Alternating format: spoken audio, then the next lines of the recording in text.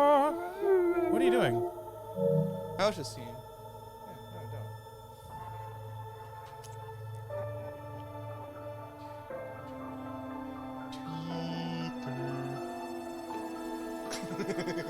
What? I just saw the fucking mouthful Murphy. Oh, yeah. Our Oh my announcement. fucking god, mouthful mode Kirby fucking killed someone. Playing with guys and dolls. Live.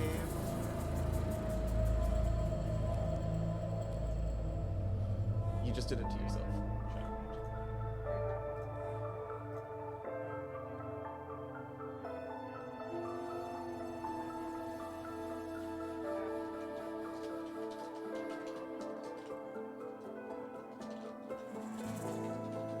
Let's go.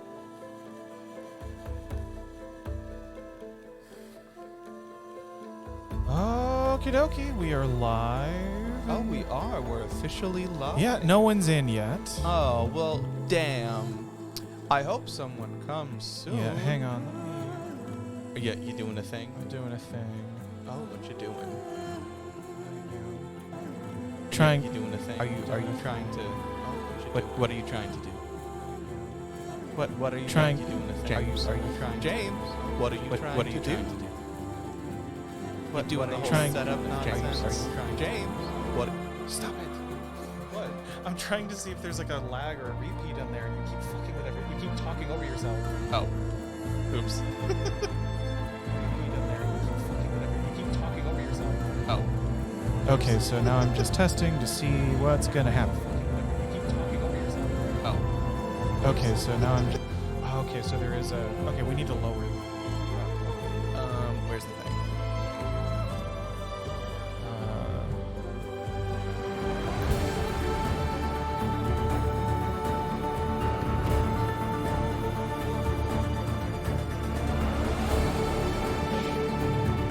Oh, wait, no, I am.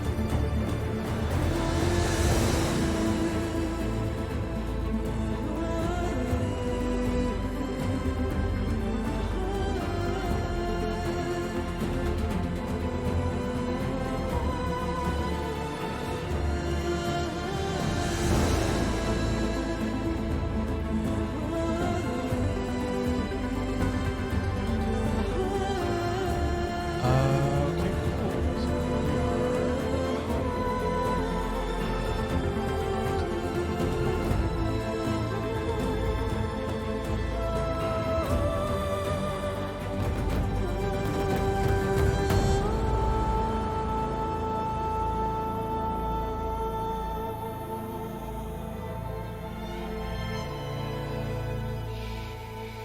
shoot, skippable. Trying to.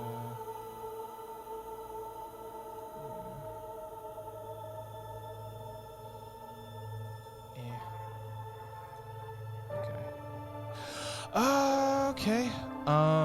So yeah, looks like we're good. Looks like no one's in yet. Well, damn. Yeah, it's a little disappointing. You guys are a little bit, dare I say, a little bit of a bitch for leaving us hanging like that. Seems to be. Seems to be. Well, you know what they say. Yeah. Ah. Well, you know what? Screw it. Let's just go. Let's just fucking go. Yeah, let's just fucking go. Let's just fucking go and then wait until some bitches come in. Yeah, and yeah. Yeah. So and, yeah. yeah. And Alright, so yeah. Yeah. Let's just fucking go. So like, I've noticed a thing whenever I play video games. Yeah. If I haven't like sit with them for a while, Mhm. it's that after a while I always need like a refresher, Refresher on how they play. like on how the game functions. Because like I remember, like vaguely Yeah. what I'm supposed to be doing. Well, here, yeah, you're don't know. talking to the. I could You're pull talking to this the thing phone. out. Actually, just a little bit. Okay. What? What? Oh, I have that. You're. So like this remote that you have, I always hate. Because the channel up and down and the volume up and down feel the same. Yeah. Yeah. And then it's just like I Transmission. don't understand just with half the time. And so I'll be like flipping through the channel and then it's like yeah. Yep. But no, like I'll always like if I haven't played like a video game for a while, there's always like a good like 10 minutes to where I'm like fumbling around again. Yeah. And it's just like Oh no, spear. oh no, just He wouldn't. he couldn't. He couldn't.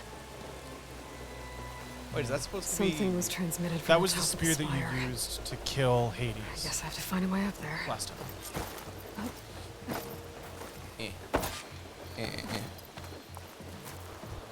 Climb up the base of the spire. Climb up the base of the spire.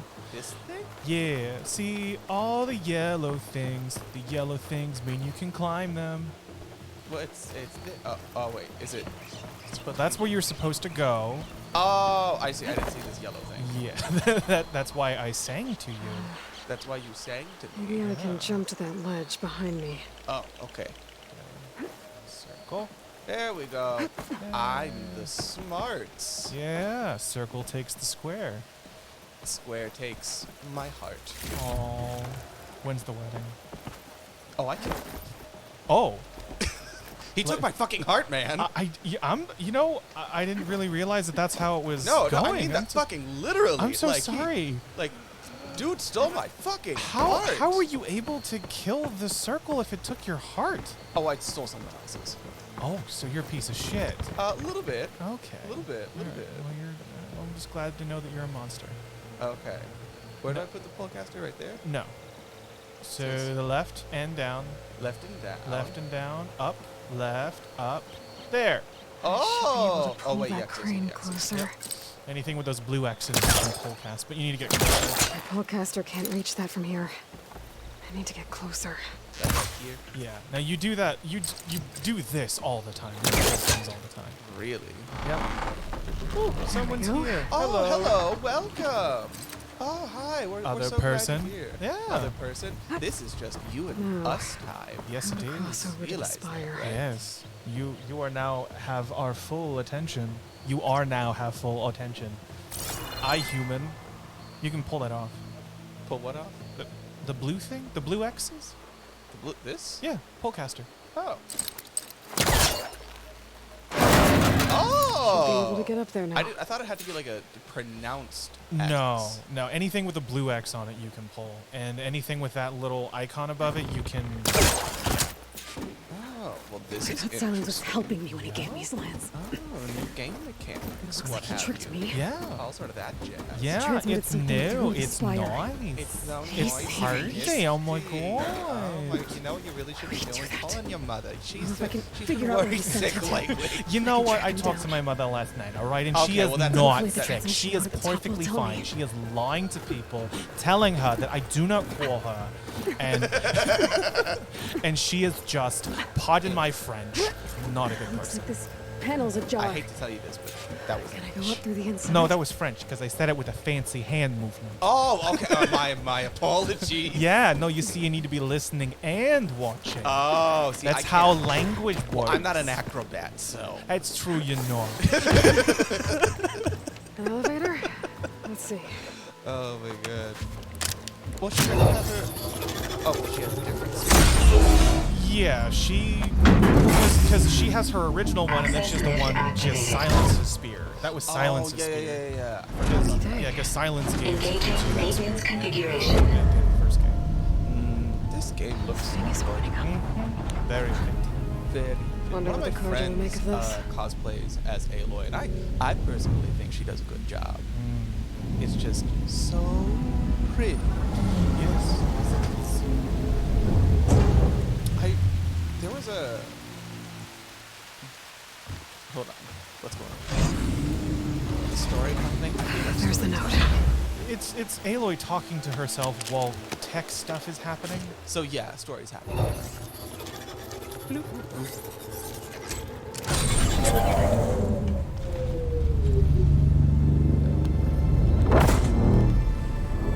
Bring the lights. Oh, look. Web. The forest. Oh Oh no. Bastard. Is this the call to adventure? Well, Aloy, I Ooh, see you finally silence. figured it out. To be honest, I'm surprised it took you so long to discover my rules. I think You the worked problem till with hands like to steal this Hades. is that I still really want to How could engage you in the be so story, but then I'm like, reckless? I have to be on right now. I'm like, oh, but You're the one who story's tried to happening. purge Hades before We its can just precious listen knowledge to could we can just be. listen to the dulcet tones of Extracted I there. forget this actor's name. Not mysterious Idris signal. Elba. Not well, he's never been Idris Elba. Or why don't you one of those Elba. Gaia backups I you've been know. having such a hard time But finding? this feels like okay. So If hear you me out. knew, I why feel didn't like you just Silence, tell if me? this was ever like made into a live I've adaptation been or having something, problems Yeah. of my I own feel like these Idris past Elba 6 would be a months, good Aloy. Silence. I think that The actor would difference be a good is, Silence. I've made He's a progress. film and television actor. So Really, what once your films is he anger at my done? He was entirely in necessary deception I is don't know faded, I don't remember films, but why he don't was you come up in and find me in the Forbidden West? he was in The learn Wire. all He that played a I've police discovered. chief in The Wire. Huh. Oh, how He convenient. played an FBI Yes. chief, Well, or the FBI requirements like make it simple supervisor enough. guy in Even for you. oh god, the J.J. Abrams science show, Fringe. He was in Fringe. He's in the Amazon show Goliath, if I remember correctly. Goliath, what's that? It's a Billy Bob Thornton playing a lawyer. Billy Bob Thornton. Sometimes I love actors' names because they sound so fake. Yeah, let me look him up real quick. Because like, my greatest deficit as like anybody who does any sort of like performance arts is that I don't know anybody's Better let fucking Varl and Marad name. know what I found. Like that is definitely a big issue that I have. Lance Reddick is his name. You went inside it, and it the thing transformed. about Lance Reddick Almost like the as day an of the actor battle, for me like is a that night to he be grateful sounds that like it's a stormy someone day. who, Few will have seen the tower change from the to grid. prove a point, swallowed a bunch of What did you glass discover? and then learned how to talk Hades. normally again. So like danger he always didn't has a end here. mouth of glass, but It is went talking into the normally. Forbidden Yeah. West. So well, but he just sounds And I have to terrifying and intimidating, and See. everything is super punctuated. That can be difficult. you know. Oh, he's like the what's the one actor to West where is called anytime forbidden he's for a in reason. a show, he's always Tribe the of villain. ferocious warriors He was controls in much of it. Dear White It's an People act. as the narrator. They allow no trespassers past its Oh, border. That's it. he wasn't a villain in Dear White Under the People. sun. No, but like Wow. in everything else. Yeah, yeah, yeah, Fragile yeah. In everything peace else has been besides Dear White People, you see him and go like, Oh Indeed. god, he's The got like next he's like a embassy will take three-name place in a person. day or two. yeah, On the edge of the frontier. my equity. Were you name's to three attend names. the gathering 'Cause under his good luck. auspices, the Tanakh might grant right of passage instead of hunting you and attacking on sight. Great, just what I need. More killers. More killers? Juan Carlo Sun King. Esposito. Yes, Yeah, Juan Carlo Esposito. Mr. Esposito. Yes, Esposito Despacito. Oh, Aloy, look, it's his little sister. it's good to see you. Brother, Yeah. sister. You left in such Brother. haste. Brother. We never had Brother, a chance that's to right. properly thank you. Like the cult took him away, and we're like, Yep. this is the true king. I totally forgot he existed. true. When I We started bear playing this game, I was gifts. like, who the fuck is the little Decorum That's usually right, there calls was for a a whole ceremony thing. of offering Yeah, there was the like a palace. side. Was that part of the main But I quest? thought or was you Yeah, it no, that just was a like main less quest. You had to save him to Bring them, please. Avad, this is all very kind, but I... fucking Who's it? move forward. Vanasha. Quick. Better hand them over before she runs off again. Really? Must you? Yes, I must. Beach. I am woman. I am womb. A woman and Mm-hmm. Try it on. Game audio is a bit too loud. Okay, thank you. Oh, well, thank you. We're Hey, finally getting Nana. feedback. Yeah. Hey, finally. audience. You're finally here. On behalf of all. Well, I don't know how many people are actually here. All right. Let me know if that's better. That's better or not. And Nana referred to us as kings. Oh, kings. Well, I don't have a province. I didn't pay. I don't want to get assassinated. So, Yes. I so think- you always know how like people have mnemonic devices to like Yeah. remember how to spell words. Yeah. For assassinated, me it's ass-assinated. Oh yeah. When Funimation was recording Assassination Classroom, they kept calling it Ass Class. Ass class. Oh, I really like that. I think that's funny. Ooh. I learned that from Sunny Straight. Hello, Avad. Yes. Not gonna lie, I find Avad to be a very compelling character. He's awesome.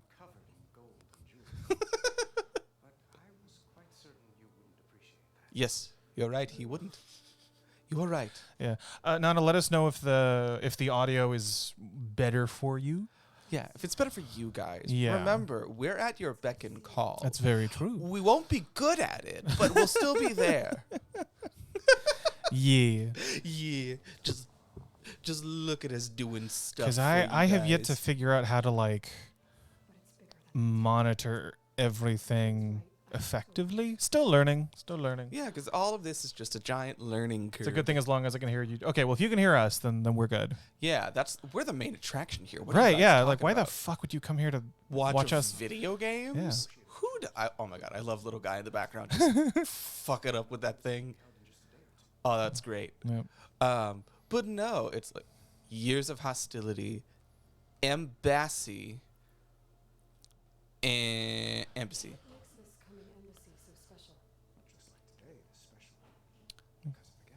Oh, look at that flattery. Look at that flattery. I think it's really interesting how like so many, I don't know, this is like a weird thing about like mythology stuff, so like world building. When I never know how to fully feel about it. It's always the notion of like quote unquote primitive religions always being solar centric. Well, not all of them are solar Well, centric. I noticed that a lot in like certain kind of fantasy Well, things. I think it ends up being a lot of monotheistic, like primitive monotheistic religions are solar centric. Mm-hmm. At least that's my experience, and that just kind of becomes like the sun becomes an allegory for God. Yeah, like the sun is God or the sun is Jesus or something like that. Yeah.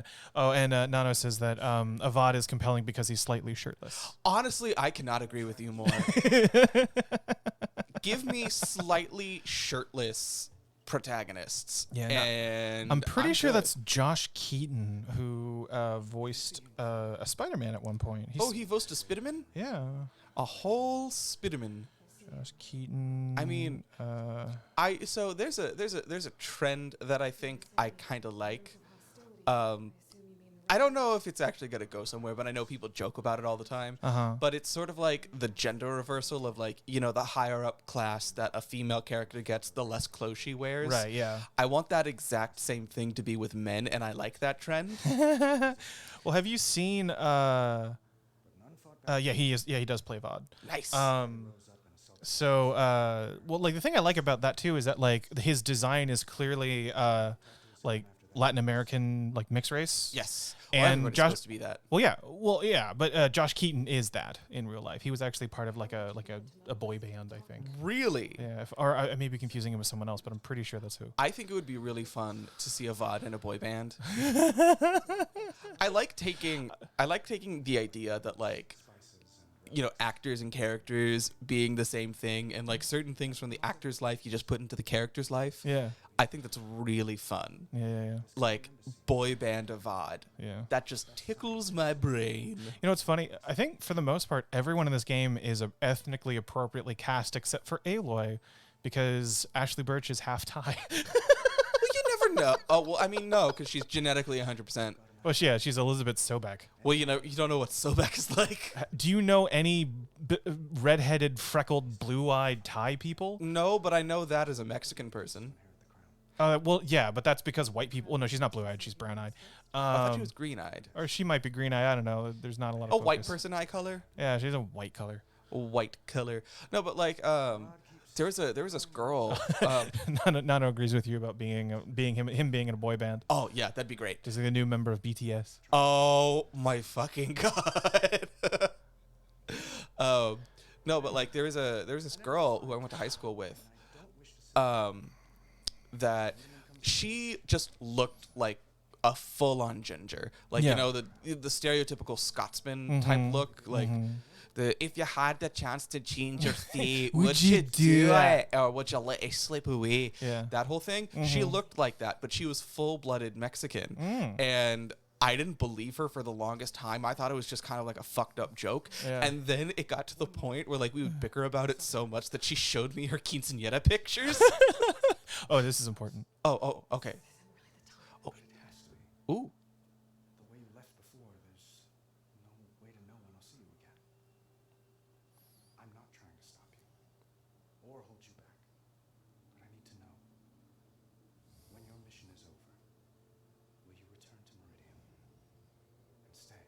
Ooh. I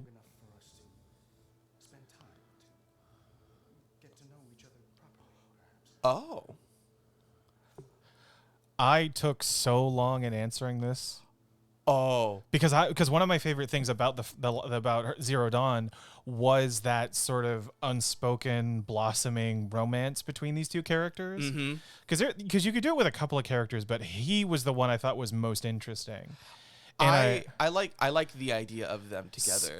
yeah. And But like, oh, Yeah. definitely not this. yeah, no, that's yeah. I went with Brain, and while it felt in character for the Aloy that I was playing, I really wanted to know what Heart was, what the Heart answer would be.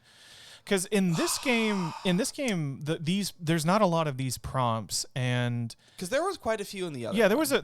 there was a couple of them, and then and so like in that game, you kind of got a sense of like this is the version of Aloy that you're playing. But in this game, there's very few. There's not that many, so they feel more like significant. But there weren't, because there were so few. I ended up choosing a lot of the intellect more often than not, because Yeah. that was the Aloy that I was playing. I like to imagine that this is all happening in real time. They're just constantly looping the same They're behaviors. just like, and he's just like staring at her intently. Yeah. Like, oh, I'm hey, giving Nano you- is half Thai too, but she has Oh. freckles. Oh, So I guess I'm the racist. yes, you are the racist. Congratulations. Oh, yeah. Well, since you chose Brain, let's see what the Heart answer is. All right, let's see what Heart answer is. I do hope to see Meridian again, Avad. And you. Oh. This mission, it's my life. Oh. It's all I can think about. I have to stay focused. I like this answer a lot better. I can't imagine that. I wouldn't know where to begin. If that place were to end up being Meridian, know that you will always receive a boundless welcome here. Oh. Tend to your mission, Aloy. I will hope for your success. And look forward to your return. Oh, that warmed my heart. That was a much better answer than her intellect, I will say. What was her intellect answer? It was effectively like I'm not even going to consider the question because we have bigger things. Like she appeals to his station and is like, you're a royal, you know that in times like this we don't think about the personal. Yeah. And he's embarrassed. You sort of inadvertently shame him, not in a way that like it's meant to be shaming. yeah, like, yeah, he's more of just like, oh, you're right, I'm sorry. Like I can't believe I let. Yeah, my like I emotions- can't believe I let myself do this. And it felt appropriate for the characters, but it was not satisfying. That was satisfying because she does what I wanted her to do, which is just sort of acknowledge that there is something there, but be like, hey, look, there's more important things. Yeah, we got more important things. Maybe we can loop around to this again. You know? Yeah. Nano asks your opinions on the Pagina heels from RuPaul's Drag Race. Oh, Okay, so Nana, you don't understand what question you just asked because this is so. Yeah. While I will fully admit I am not as deeply entrenched in Drag Race as I used to be. I still try to keep up with it as much as I can. And Pangina heels. Oh man, was there some bullshit there? So what happened? I'm not So familiar. okay, so one of the later seasons of RuPaul's Drag Race All Stars, what they ended up doing is it was RuPaul's Drag Race UK versus the world. So what they ended up doing is they brought in a bunch of queens who were from different franchises. So it was like RuPaul's Drag Race Holland, RuPaul's okay. Drag Race Thailand. There's a Holland Drag Race? Yes, there's RuPaul's Drag Race Holland. Are they all are all their shoes clogs? That would have been great. That would have been great. I'm surprised they didn't get anybody from RuPaul's Drag Race España. Oh, it's not South America. It's España. Well, it's because if I remember correctly, it's like multiple places in South America. Yeah, that- they're all different countries. yeah. So it's not like RuPaul's It's not Drag the Race. continent of South America. Yeah, it's not like RuPaul's Drag Race Brazil. Yeah. It's RuPaul's Drag Race España. Okay. And like they ended up bringing like a bunch of different girls. They brought some from the U.S., Yeah. some from Holland, the U.K. obviously, and the only one from RuPaul's Drag Race Thailand was Pangina, and she wasn't even a contestant. She was a judge who became a contestant, and she was like, Wait, a judge that became a contestant? yeah, because she was a judge on RuPaul's Drag Race Thailand, Right. and she Oh, so she became a she contestant in became All a Stars. contestant in RuPaul's Drag Race UK versus the World. Oh, okay. And so it was sort of like this opportunity for her to be like, hey, I get to see how the other half lives and actually be a contestant. And it did the all-star format to where the girls who are the winners get to lip sync for winning the challenge and for the opportunity to send one of the girls home. Yeah. And the two ones in the early episodes that were really doing it was it was Pangea and B word not Bimini. Boppity? No. Boo? Yes, Boo. Okay. Merriweather? No, because I'm thinking Bosco, but that's the current queen in RuPaul's Drag Race. Shit, I can't remember. I'm remembering the looks. But anyways, so just like another girl was competing really hard,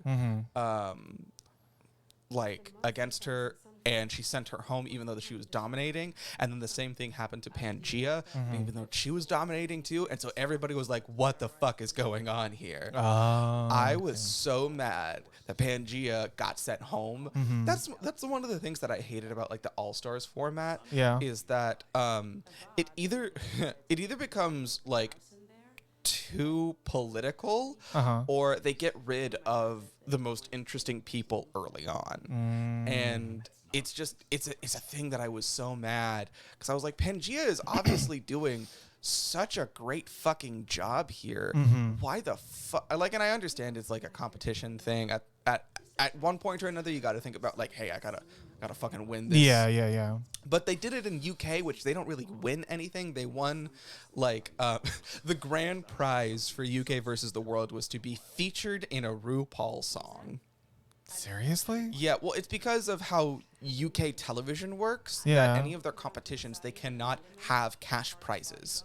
They can't do that because these are publicly funded by the government. You know, they have their TV tax and what have you. Yeah. So, like, they can't legally give away cash prizes, so they have to give away things like opportunities, vacations, like anything that's not a cash prize or something that has monetary value. Yeah. And so the big prize for UK versus the world was you got to be featured in a RuPaul song, which was annoying. But like, it's just I don't know. Why not produce something of theirs? I have no idea. But it's just like, I was really annoyed. Yeah. I feel like she could have had like such a better run on fucking versus the world. And Yeah, it was yeah, just, yeah. it was annoying. Although I will have to say, mostly due to my boyfriend, I'm more into Dragula now. Even though that like Dragula is a lot grosser at times. Dragula's gross. It just, I don't know, it seems to be a lot more. So, Well, it's not about RuPaul. well, yeah, that's because someone mentioned this. RuPaul comes into comes into the TV set every day thinking that people are watching this show because of him, Yeah. when that's not the case. People are watching this as like, no, they're watching this for the queens. Yeah. They're not watching this for RuPaul. Right. And it's just kind of like this, I don't know. Do I still have to edit this more? Or is she just talking? She's just talking. I think that'll disappear when she's talking. Okay, cool. But like, Yeah. See, modify. Yeah, she just had to stop her external inner monologue. yeah. But no, like the thing that I like about Dragula is they're very clear about the sense that this is about this isn't about the Boulet brothers. Yeah. This is a show that's about the featured drag queens of that season and their art. Like I think if I Yeah, they remember say that like when they're judging it, they're saying we're not judging your art, we're judging you how closely you came to the challenge. yeah, that we we're put before judging you. about your art and how it relates to the challenges that we have presented before you. Well, no, because that was something I remember in the couple episodes that I saw with you. Is that they say we're not judging art, we're judging how well. Yeah, because you- art is subjective. Yeah, We're yeah, judging like how well you did with the parameters that we gave you and how effectively Yeah, we feel. because Like I remember the one season that we watched together. I think that was one with Landon Cider, if I remember correctly. Yeah, and That's where Gakblak came from. yeah, Gok Black. Inside joke. Inside joke. But it was that episode. I remember like complaining at you because they were supposed to be creating drag personas based off of pre-rolled or based off of D&D characters that they end up making, but they kept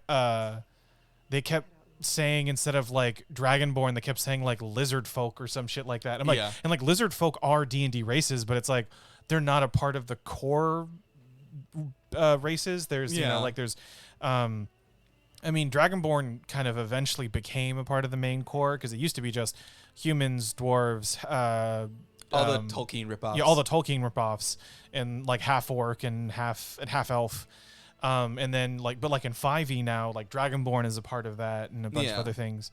when Grandma boned a dragon. Yeah. Well, Dragonborn are Grandma not got half boned dragon. over by a Half dragon. half dragons is when Grandma gets boned by a dragon. Dragonborn are just descendants of dragons themselves. I don't know where the genetics splinter off, but they are from dragons. Yeah.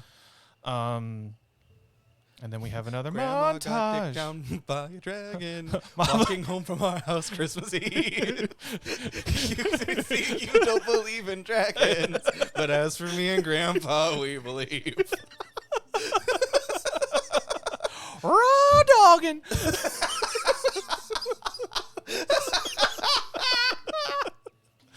Oh my god.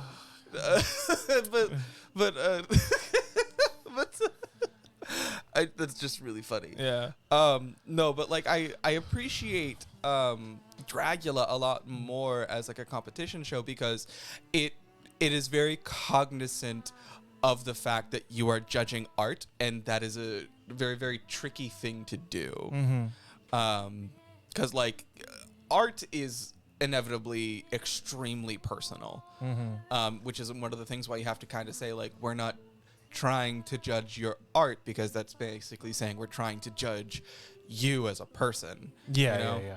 It's just about like how successfully we think you did. Yeah, well, because it's because like art is an expression of yourself. Yeah, it's an extension and it's an expression. Yeah, so And it's just kind of like, I like that. I like the fact that you guys are taking time to address these things and bring in critiques. And a lot of the times the critiques are very valid. Like, in the season that you and I watched, season 3, there was this contestant named Hollow Eve. Fucking hate them.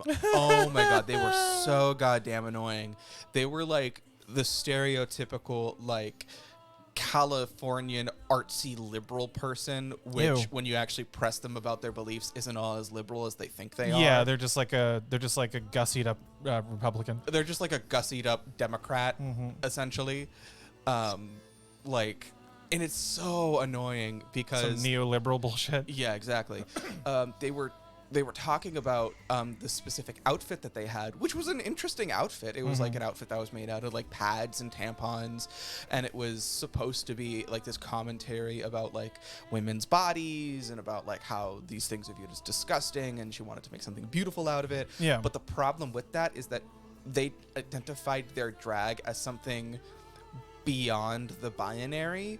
So when you're making commentary about a specific binary subject and clearly defining it as such, like instead of saying like AFAB bodies, to, the ones that get periods and shit like that, like they specifically said women's bodies, and not all women get periods. Yeah. Or like all that sort of shit. And then when they try to critique, because they said like, we like this message, we like what you're saying, we just think aesthetically these things would have made it better or more impactful, and Right. they lost their fucking shit. Oh, really? Oh yeah, they like started screaming. Well, they didn't start screaming, but they got very heated, and they were like, "I wouldn't change a thing about this, and you don't understand me." When it's like, did you listen to what these critiques were? They were effectively saying that we wanted your hemline to come down about like a half inch, and then you lost your shit about it. I love how Aloy is covered, like fucking covered neck to foot in snow, and this guy is just perfectly fine. Well, yeah, he's next to a fire. Don't you understand? Oh, I guess that's how snow works. Yeah, that is how snow works. Yeah. So, well, congratulations. That was a 15-minute rant. Oh well, what? How else? That sounds like a minimum time for a rant. Yeah, Cause like, bitches do got ADD. that's true. That's true. We do have that added. Yeah. The added. Yeah, and just to iterate, if you ever want to just sit and like enjoy the game, just say we're gonna enjoy the game for a hot second. I know, but like, I just Do I need to be the one to say enjoy the game? maybe you might need to give me. Oh, look, he's permission. got snow now. Oh, He just moved to the right a little bit. Now he's covered in fucking snow. Oh well, yeah, no, that's how that works. Oh, I see. I Don't see. you remember those cold winter nights where you have no snow and then you move over slightly to the right and then you're covered head to toe? I do now. Did I implant that in your You did. memory? Yes, in your you did. memories. You lures my memories. Yes, my deep memories. Your memories. I thought that's what you said. I did. It's just I funny. did it for the memories. Yeah, it's like doing it for the lulz, Yeah. but you're doing it for the memories. Even if it wasn't so great, yeah. he tastes like you, only sweeter. yeah, only sweeter. One Oh. night. One more. Thanks for the memories, even if they weren't so great.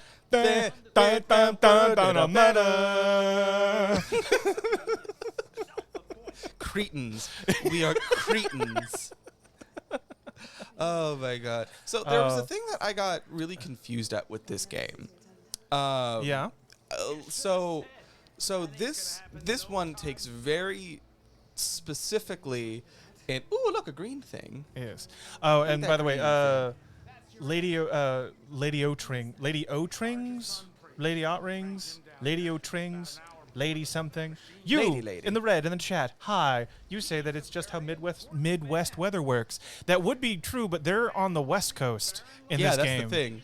Well, that was the point that I was about to say. Is Yeah. that like this is very supposed to be like in the West Coast, and it makes sense that this game is like in California because they show like the disintegrating Golden Gate Bridge. Yeah. Yeah. And- Oh yeah. No. Yeah. They're in. They're right next to. They're close to San Francisco in this game. Which I'm like, this seems like a lot of geographical. You know, for a Dutch developer, it's really weird that like this game is set in California. I know, Like post-apocalyptic California. Well, it's just like topography wise, I don't remember like all of these different ecosystems being so close to each other, you know? Yeah.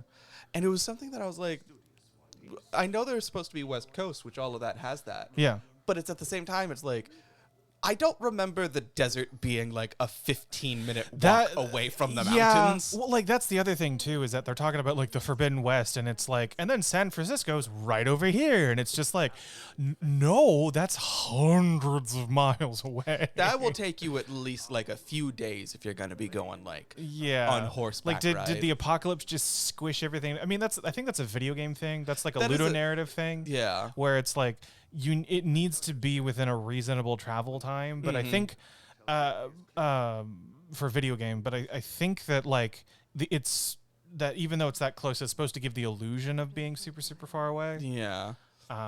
But yeah, I mean, all video games are like that, where it's like you need to travel 800 miles for the next town, and then you like, like it's a- go to the world map, and it's just like right there, 2 inches Yeah. away. It's like a half mile away. Yes. Nano said, let's see, what you were saying made her think of Manila's iconic period pad dress that she was told not to wear on TV. Yeah. So that was a thing. So that runway theme specifically was was like this padded drag- to the gods. This was This Drag was Race? regular. This was regular Drag Race All Stars. This was Drag Race All Stars season 4, if I remember correctly, where Manila Luzon came back again because she was on the first Drag Race All Stars, and then they came back a second time. One of the drag ways. Just to say, this guy sucks. Oh, is he an asshole? Yeah, he's racist. Oh, how fun. How fun. Racism. Isn't it so delightful? But but one thing that they had as a runway prompt was padded to the gods.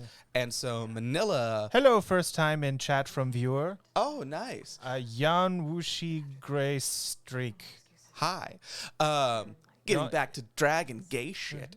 The more important of these things is that like her the runway was supposed to be padded to the gods, and Manila is a really great drag queen because she teeters the line between costume and like genuine excellent fashion. And like I have not seen anybody else teeter that line so well.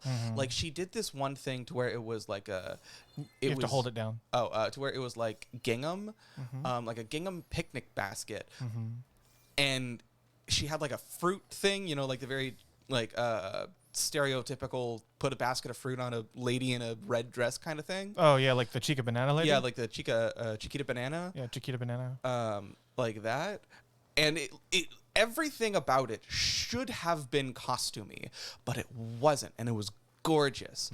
So she has this really good trend of that. So for the like I don't remember if it was supposed to be like padded to the gods or like swerves and curves or something like that. It was one of those things. She originally did like a pad, like a period pad, and it was really great. It was really tasteful. Pad to the max. Yeah, it was like a maxi pad. Did she have wings? No, sadly. But she did have a red streak in her hair. Oh, okay. And it was supposed to be like that, where it was bump bump. Oh, there we go. And it was really tasteful. But fucking the producers told her that she wasn't allowed to do it. And it was sort of like the fucking why? Yeah. Like, this is really tasteful. It has a kind of a sense of humor to it. Yeah. Like, but not like in a disgusting kind of way. It's just, it was a really nice piece of commentary. And it wasn't even all that controversial considering that Drag Race has talked about like worse topics before. It's because it's women stuff. But they've had, well, I mean, they've had trans women. They haven't had a cis woman yet. Yeah. They've had a straight man, Matty Morphosis, which, you know, Wait, the drag name was Matty McForces? No, Matty Morphosis. Oh, Matty Morphosis. Yeah. That's stupid. Oh, no. But that's a terrible drag name. No, but here's the thing. That drag queen is so fucking funny. Yeah, shit. Oh,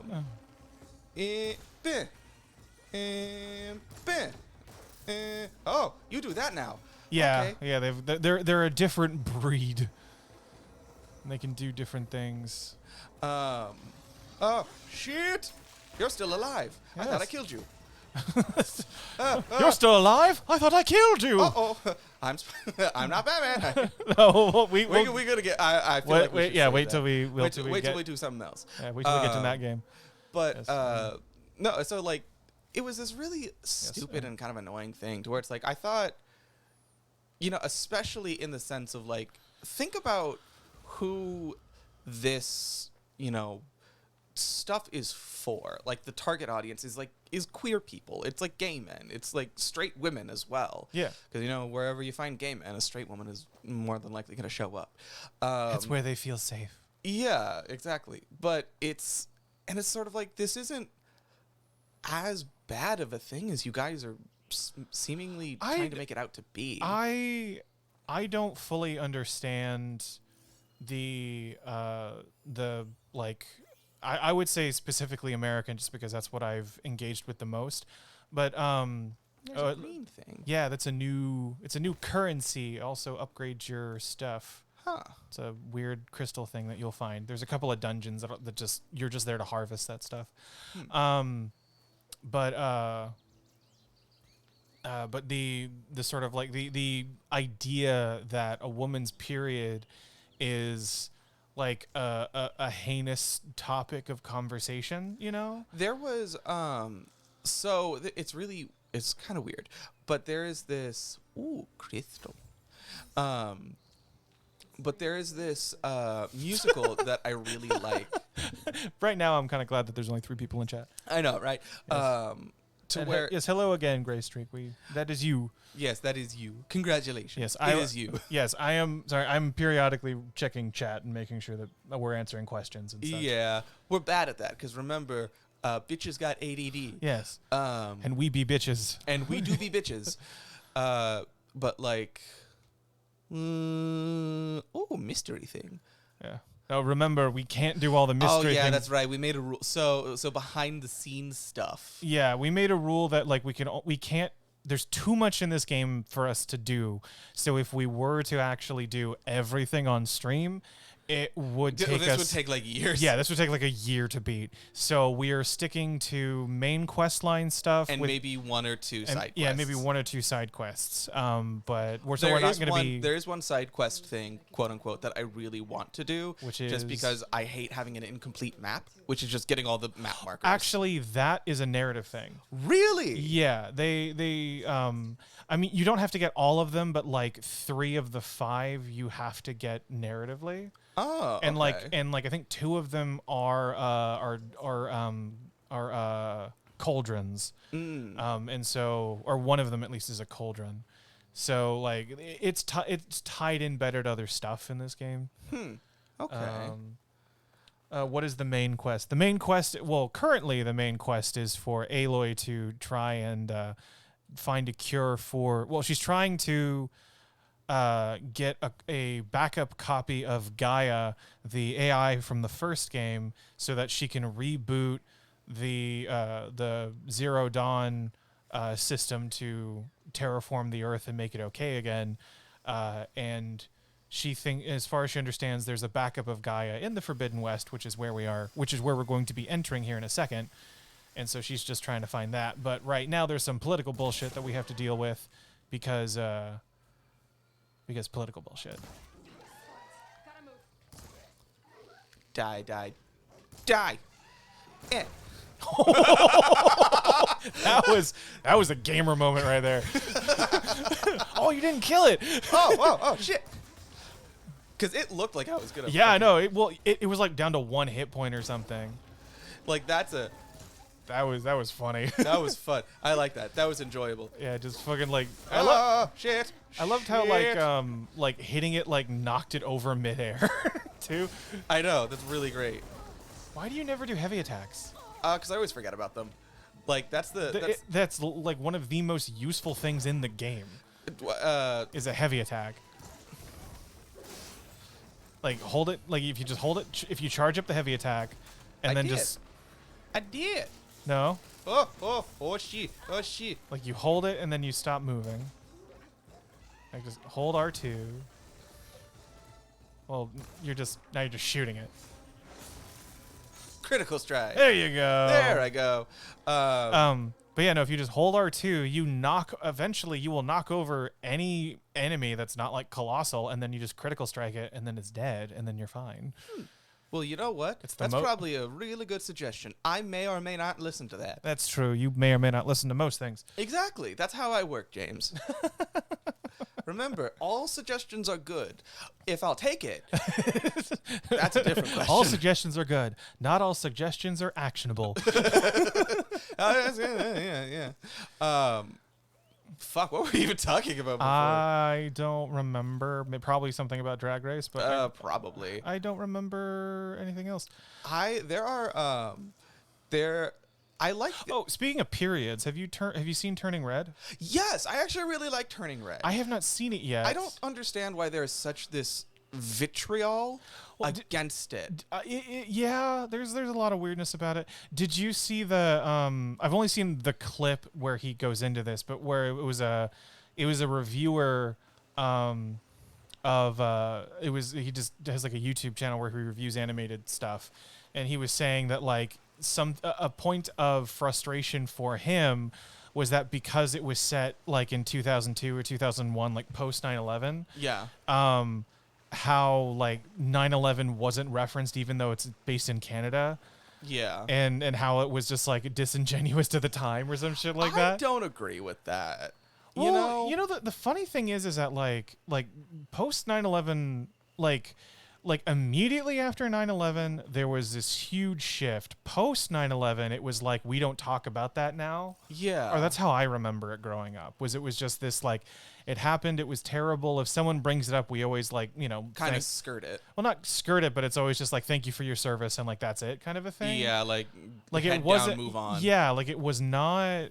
Now, granted, I am. We are two cis, I am het white people. Yeah. And so, like, we were not on the receiving end of a lot of the racist backlash that came from that. Yeah. I mean, even my friend, even Jacob, my Really? buddy Jacob. Yeah. No, they went to. His family's from Bangladesh. I mean, he's from Oklahoma, but his dad's from Bangladesh. Oh, I And, love him. He's an asshole, but like he's a good one. He's a good asshole. Yeah, no, he's a good asshole. But they're from fucking Oklahoma, and so they're not anywhere, remotely near the genetically from the region where the people who attacked America were, and they were in like a fucking like McDonald's or something, and the guy behind the register was like, "We don't serve your kind here." Which that's like a what? Yeah, that's like a stupid. But he said that was like the only time that he's ever really received like out and out racism before. Well, yeah, like a lot of more modern racism tends to be very. Also, you're doing a side quest right now. Am I? It Yeah. was under the main quest. Oh wait, no, that's right. Saving this guy. That's right. Because you get the Tripcaster, and then you yeah, I remember that now. Eh. Roll, roll, roll your loy gently down the ale. Aloy, Aloy, Aloy. That is how Aloy. That is how she dies. That is how she dies. Okay, come here, puppy. Come here, puppy. Mm-hmm. Rock. You can just hit down. Not hold down, just tap down. Oh. So tap down. Tap down. Yeah. There. Oh, there we go. And then R2 to throw. If I remember correctly. Yeah. Eh. But now he's just going to turn around to look at you. Come on. I would like to kill you. Yeah. Hello, boy. Hello, boy. I would like Here to kill comes you. the boy. Hello, boy. Hello, boy. Welcome. Here comes the boy. God. It's what if oh my god fucking like some sort of like psycho like slasher movie like Psycho but a musical. Just here comes the boy. I have a feeling that that's already like a thing. Well, I mean there's Evil Dead the musical. Well, Evil Dead the musical is a parody musical. It's not necessarily like slasher. No, but Evil. Stuff. Oh no! Oh no! Oh no! Oh no! Oh no! Oh no! Oh no! You can't disappear. Like, yeah, like okay. See now you're gonna have to wait like 2 minutes before they're like, where'd she go? And now they're all. And now you're just wasting opportunities to fucking hurt them because. Yep. There you go. Oh shit! Oh shit! Oh god! Oh jeez! Oh god! Oh jeez! Oh god! Oh jeez! Oh, you did the same thing again. You fucking hit it right before it landed on you. I just seem to be lucky. Bitch, eat my shit. There we go. Okay, cool. I'm good. Are you? Anger's gone. Ah, wow. All of my anger has somehow disappeared through the magic of violence, The magic of violence. the violent tendencies of a post-apocalyptic clone. This is Lady O'String says that's how she plays, is piss him off and then roll away. Exactly. It's Yeah. being the little brother of the video game world. That's something that I very distinctly know.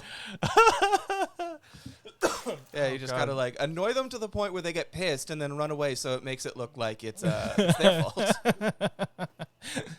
That's a tactic. Yeah, exactly. will- And it works in real life. Why can't it work in video games? It is something about this game that I have a love-hate relationship with, is that like the best way to play, my opinion, the best way to play this game is if you're stalking prey, you know, like you're hidden and then you come out and like sort of ambush tactic, burst forth and kick the shit out of everything and then run away. Yeah. But like certain weapons you have and certain skills you get are counterintuitive to that play style. And while there's enough in the game to where you can just like run into any situation and beat the shit out of everything, if you want to play at more challenging difficulties, you can't really do that. Yeah. Because you're just constantly bombarded with all these different, with all these different attacks and all these different people coming after you.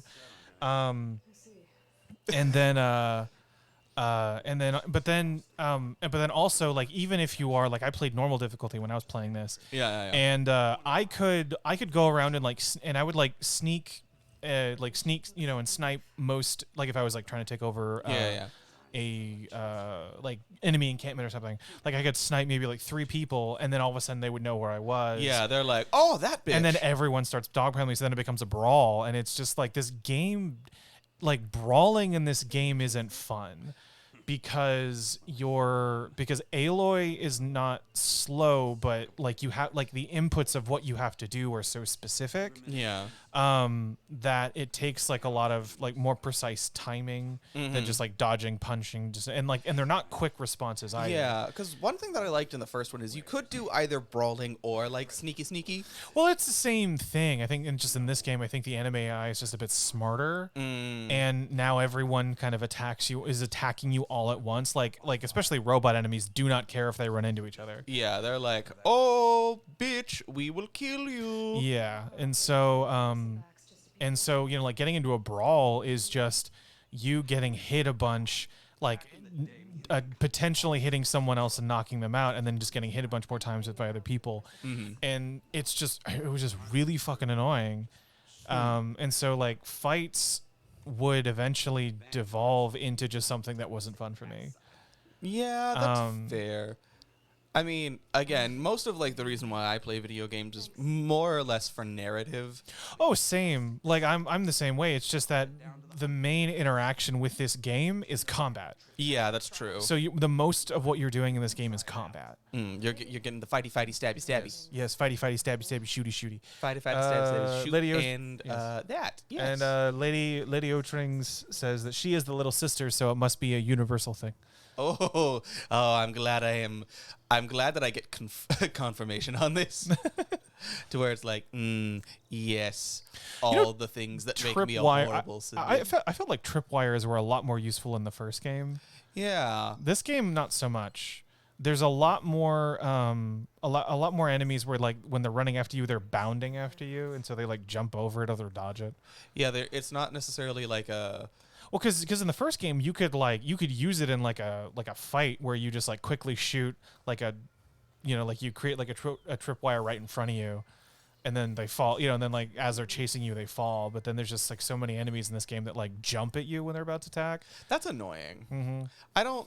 That seems to me to be like, I don't know, that I don't like that kind of stuff because I don't. It makes it feel like the game's becoming a little. Not to say inconsistent, but like it's like I thought the mechanics worked this way. Well, I mean, they're trying to like balance. Up the ante. Yeah, they're trying to balance like challenge and effectiveness, because that weapon's not really meant to be used in combat. That weapon is meant to be used as a way to set up the area for an attack, for an ambush. The thing is that I don't have the patience to fucking do that in this game. Yeah, a lot of the things that I end up noticing is just kind of, I don't have the patience for.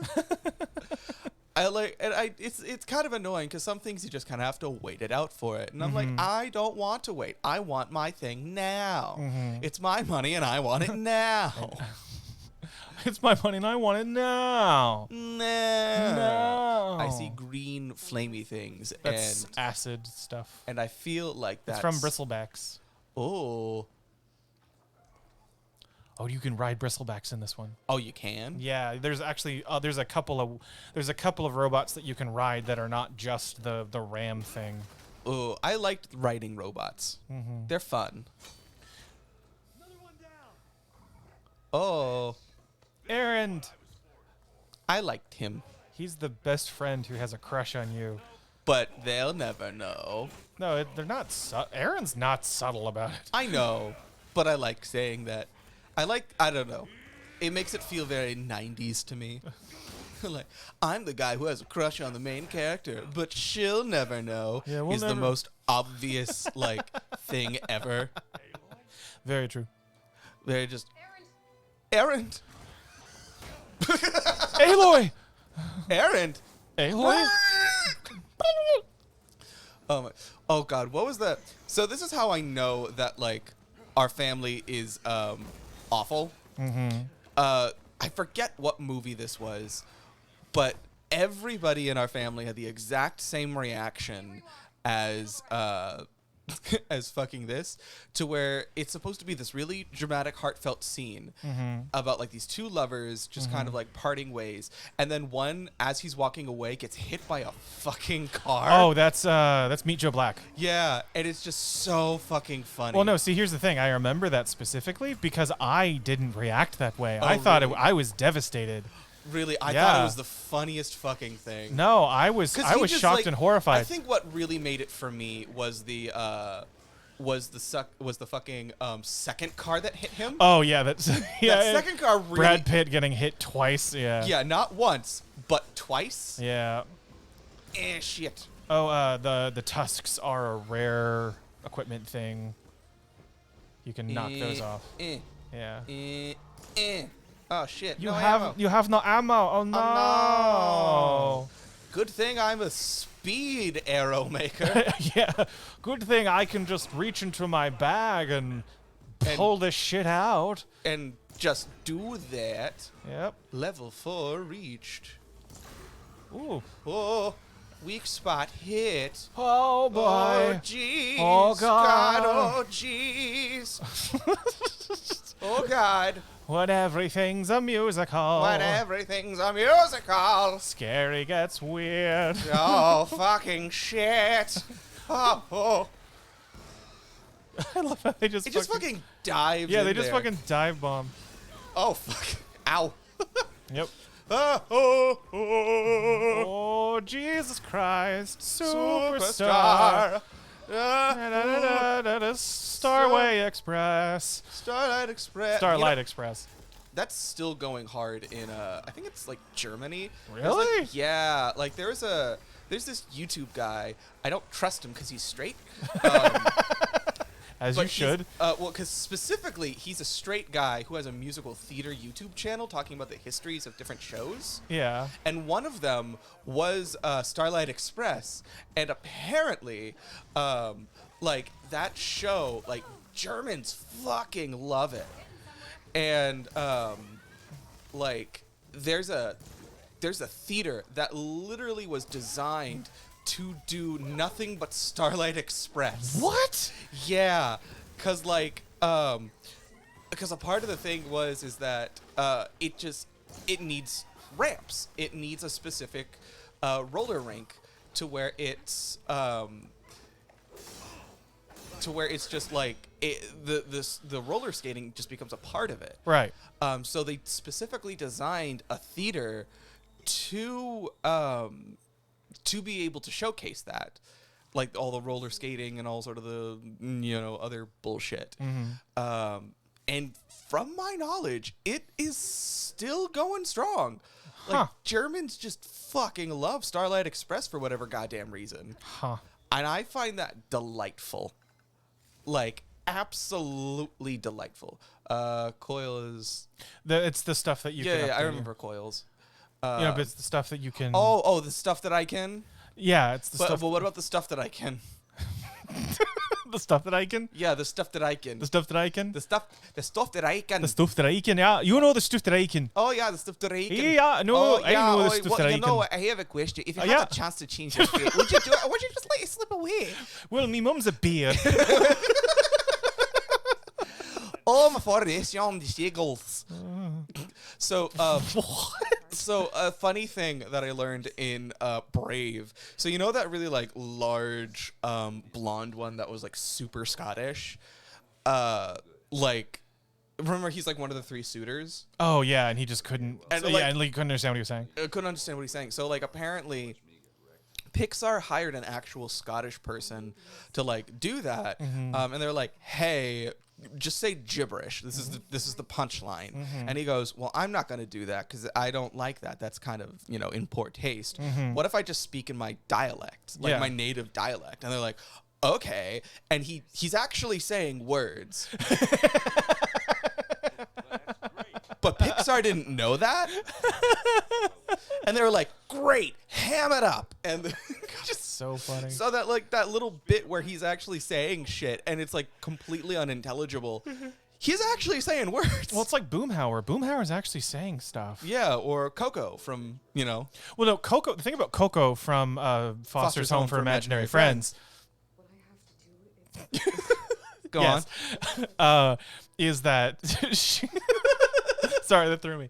on. The exact same. The exact same intonation. Yeah. The thing is that they wrote out her scripts were full words, and sometimes they were like full monologues and stuff. Didn't they give her like a Shakespearean monologue I at think one so. point? Like they would just put whatever on there, and then all she would do was just say Coco. Yeah, so she would interpret the words as Coco. And so so the scripts were like real, like you knew in text what she was saying. Like if you put on subtitles, it actually says what she says. I don't think so. I think the joke continues even into subtitles. I think that's absolutely hilarious. Yeah. I love characters that are like that, sort of like the Kennys, to where it's just like all of it is, oh God, nasty, Yeah. I don't know, that specific character trope I think is really funny, and I like that a lot. Okay. Just the slightly unintelligible something. Ooh, all right, fine. Oh yeah, he's pissed at you because you fucked off at the end of the battle. Oh yeah. I think we talked through this last session, but like when Varro or your friend found you, he like mentions the fact that like as soon as like almost like just like the next day after the fight you fucked off. Oh damn. So a lot of your friends are just like, wow, Aloy, nice to see you. I'm gonna be compassionate. Okay. Aaron, look. I'm sorry it wasn't easy for you when I left. And I know it's not easy now, but what I've been doing. Life on Earth is in danger. And only I can save it. Life on Earth? Yeah. Everything dies unless I succeed. Well, then let me help. You can't. There's no machine to fight, no bad guy to kill. What I've got to do, I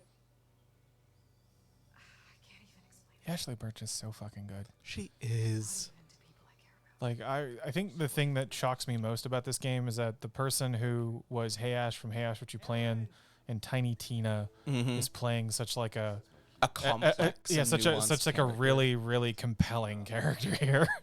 I think the thing that I appreciate quite a bit is I looked over in Lady of Rings, that non-apology though. It's Lady Otrings. Outrings. It's I'm short-sighted. fuck was that? Go to the source of the explosions. I think I might just do that. Just like I just saw the icons in the corner just shaking, and I was like, "What the fuck? I don't remember this part." well, it's probably because you did the first thing first. Yeah, I went to. It's true. I didn't do it in this way. Yeah, because remember, I play games in a way that makes you mad. Yes, you do. Well, it's like my thing is that I die. Hey. Die. That other.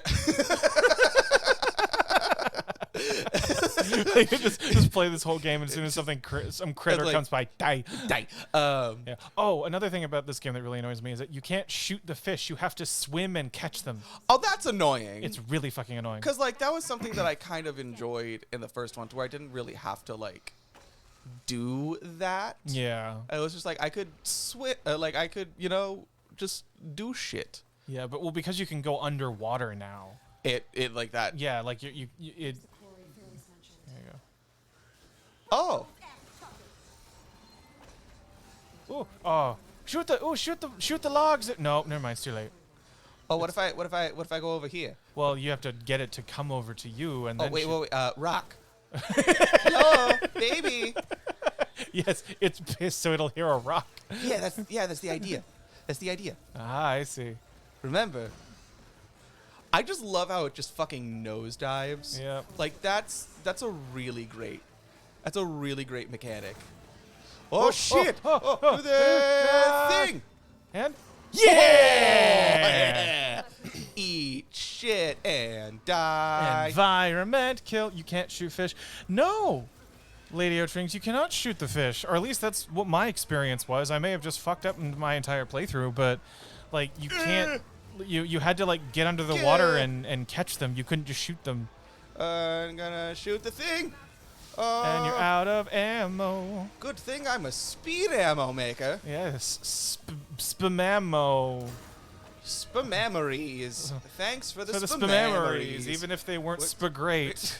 It Tastes like spew or only spadetter. Only Oh, speeder. Spawowo. Spawony. Oh shit, there's another one. Oh, I didn't think about that. Well, you- Oh fuck. Oh jeez. Oh god. Oh jeez. Oh god, oh jeez. Oh fuck. Okay, there it goes. All right. Now, fucking, don't you just dive it there like me? Okay. All right. They're weak against frost. Oh, so- are they? Yeah. So Oh, you well can then use I your- could just use this little thing right. Oh shit! Oh, you just hit me right there. Oh, why didn't you do that? Oh, I hate that. Oh, you're such a bitch, don't you know? Oh fuck! Why the fuck can't I fucking hit you? Oh shit! Oh jeez! Oh god! Oh jeez! That's another thing I kept doing in this game was like I would aim, I would find the perfect shot, and then I would release, and then whatever I was firing at would move. So I was like, God damn it! Yelling! Betrayed by the lack of archery fishing. Yes, no, it is a betrayal. It was something I had a very hard time getting over in this game. Oh shit! Oh shite! Well, I guess I'll just fucking bite you like this.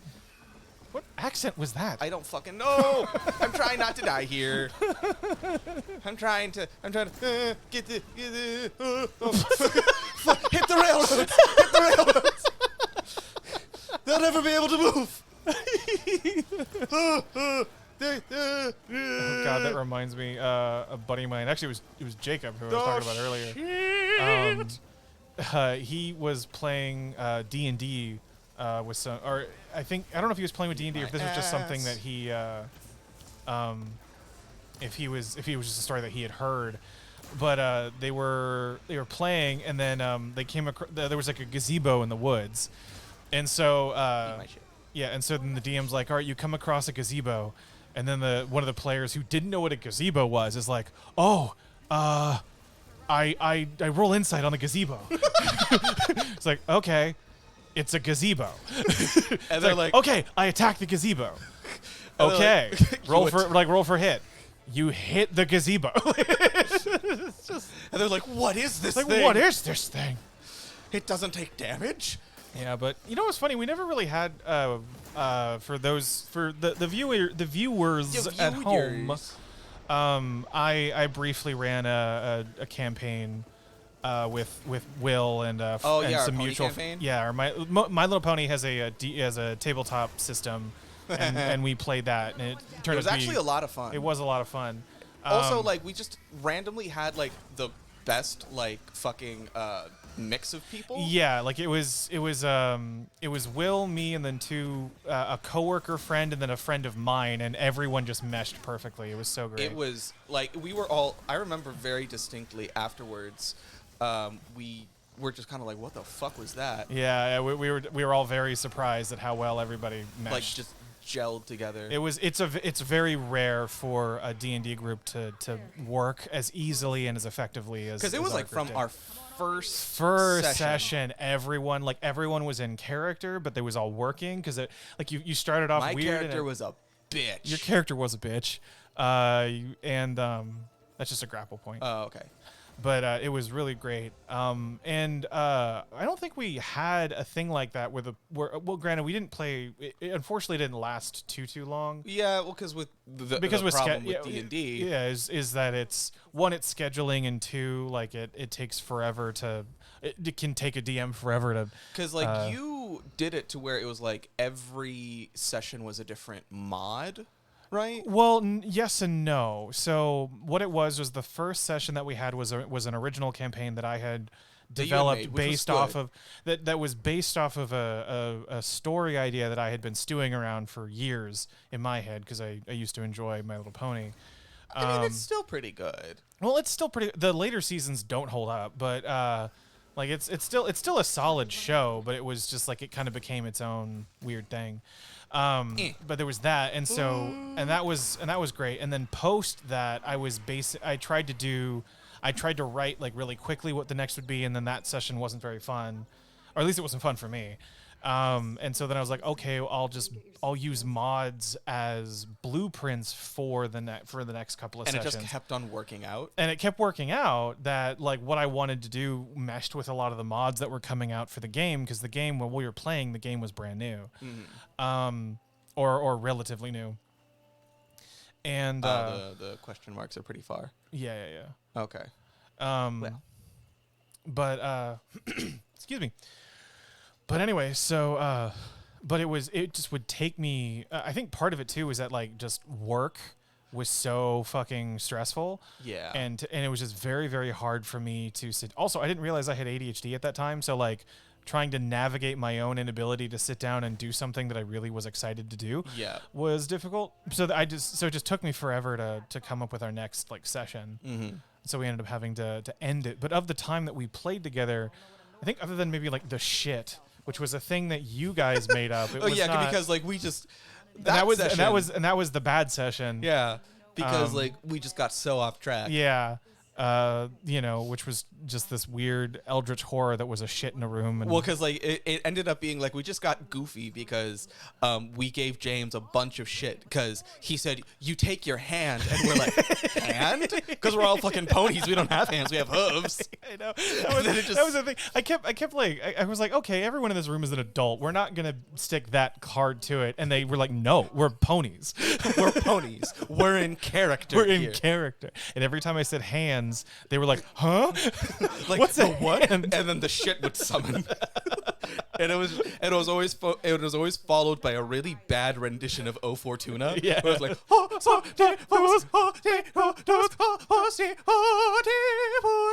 like that stuff. It was Yeah. great. It was a lot of fun. It was so much fun. I honestly, if we were able to do that again, I don't know if I would want to bring back Brekta or if I would want to bring. If we another could do that, if we could get everybody together again, I would say we'd do something new, because I ended up giving everybody an ending. Yeah, and I really liked that. Yeah, 'cause I we really ended like up- how you play. We ended up having a final session where And it wasn't even really a session. it wasn't just- a really session. It was just like a meetup, because at this point, one of the players had moved to Austin. We were no longer coworkers with the one friend, so like there was just so much change that had Well, happened. like, and then the pandemic was. and then the pandemic hit. That was also happened, because this started in late 2018. yeah. And so it just got to a point where we had to, where like it wasn't feasible for us to keep working on it together, or keep playing together, and so we had one final session where it was either, well, I had planned it to where it was going to be, because you were at a place where I could have the final boss show up, Yeah. and so I was like, okay, we can have a session right now where this next part that we ended, you guys are gonna like fight the final boss and then deal with it, or we I can knew have I like a didn't. conversation with God kind of a thing where I will tell you what my plans were for the game, and then any questions and stuff you guys have, you guys can ask and I'll answer. And that's what we ended up doing, the latter. Well, it's because I think the problem why we didn't want to do the one final session that we just immediately went to the bad guy, Yeah. is because like for me at least, I can't speak for everybody else. Yeah. But for me at least, I wanted specifically to have the time to be with the characters to go through all of that, you know? Yeah. Because you had a lot of stories. Yeah, there planned. was a lot planned. Also, you're doing a side quest right Oh now. shit! I guess I can save that for later. Aaron mentioned you're not one for fancy. Oh yeah, this is very side. These are side quest characters. I can tell by their design. Yeah. They look just forgettable enough. Yeah, they look like you might see them again sometime randomly. At one point or another, could very well be something that no, but like with the conversation with God, it was sort of like it was a way to like get all that I wanted out of it, while still just kind of holding on to what I did have, you know? yeah. Because like running the risk of having one final session to where the boss man comes up and do all sort of that shit, that was like it could go good, it could go bad, and I didn't want to ruin what we already had. Yeah. And so because of that, I gotta go there now. Yeah, you're gonna go change The Daunt. And so because of that, I would rather just save everything sweetly, you know? Yeah. Have the good memories still be good memories and not endanger the rest of everything.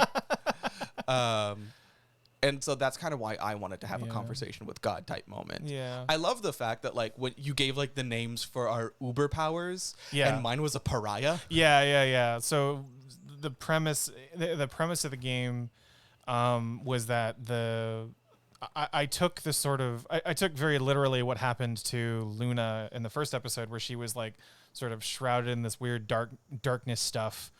Because it also comes that a similar thing comes back later in like season 8 or something. Yeah. Like that was like the final baddie of that season was also like entrapped in some weird darkness. And so I can't remember I don't think we ever got to a point where we named what weird ichor that you guys were fighting, or what but I think it came up to be like we found out that there was an ick. Yeah, there was a thing, and it was connected to whatever.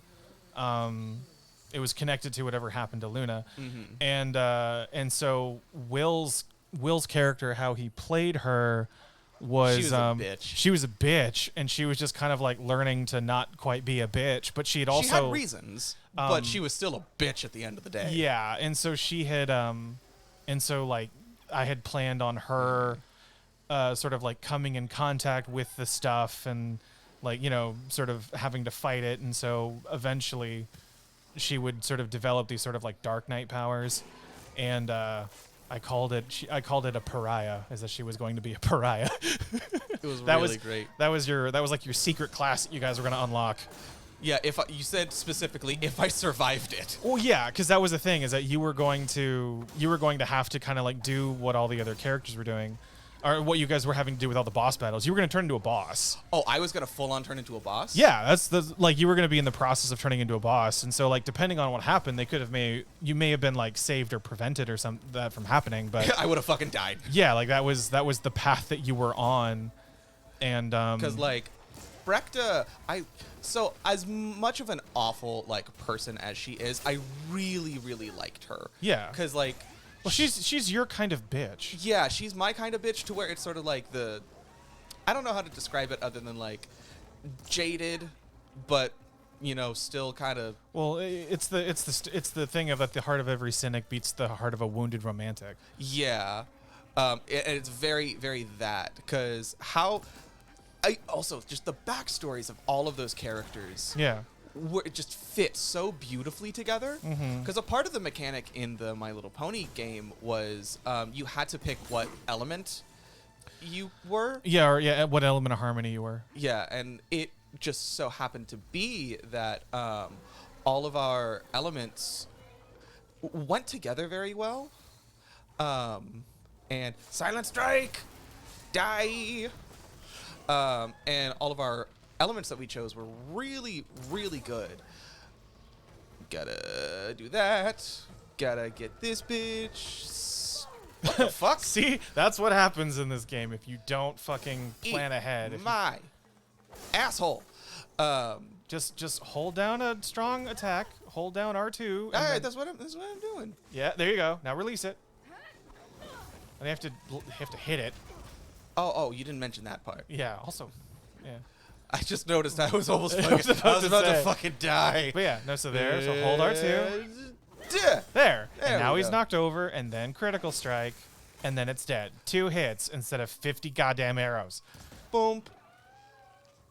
Boom. Boom.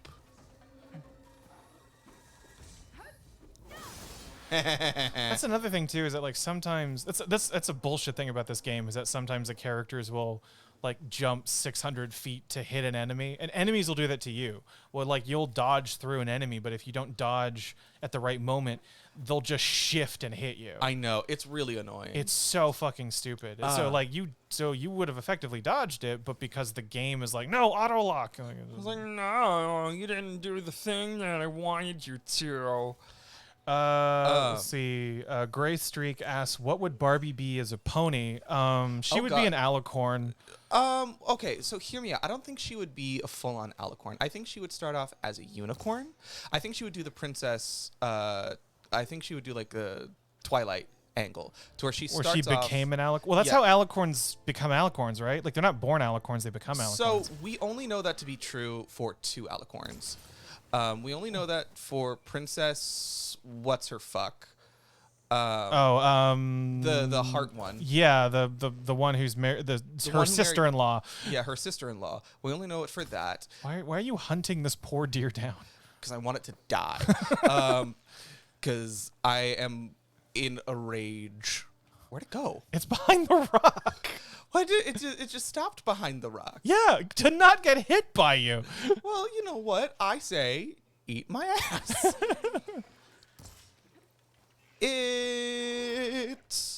It's a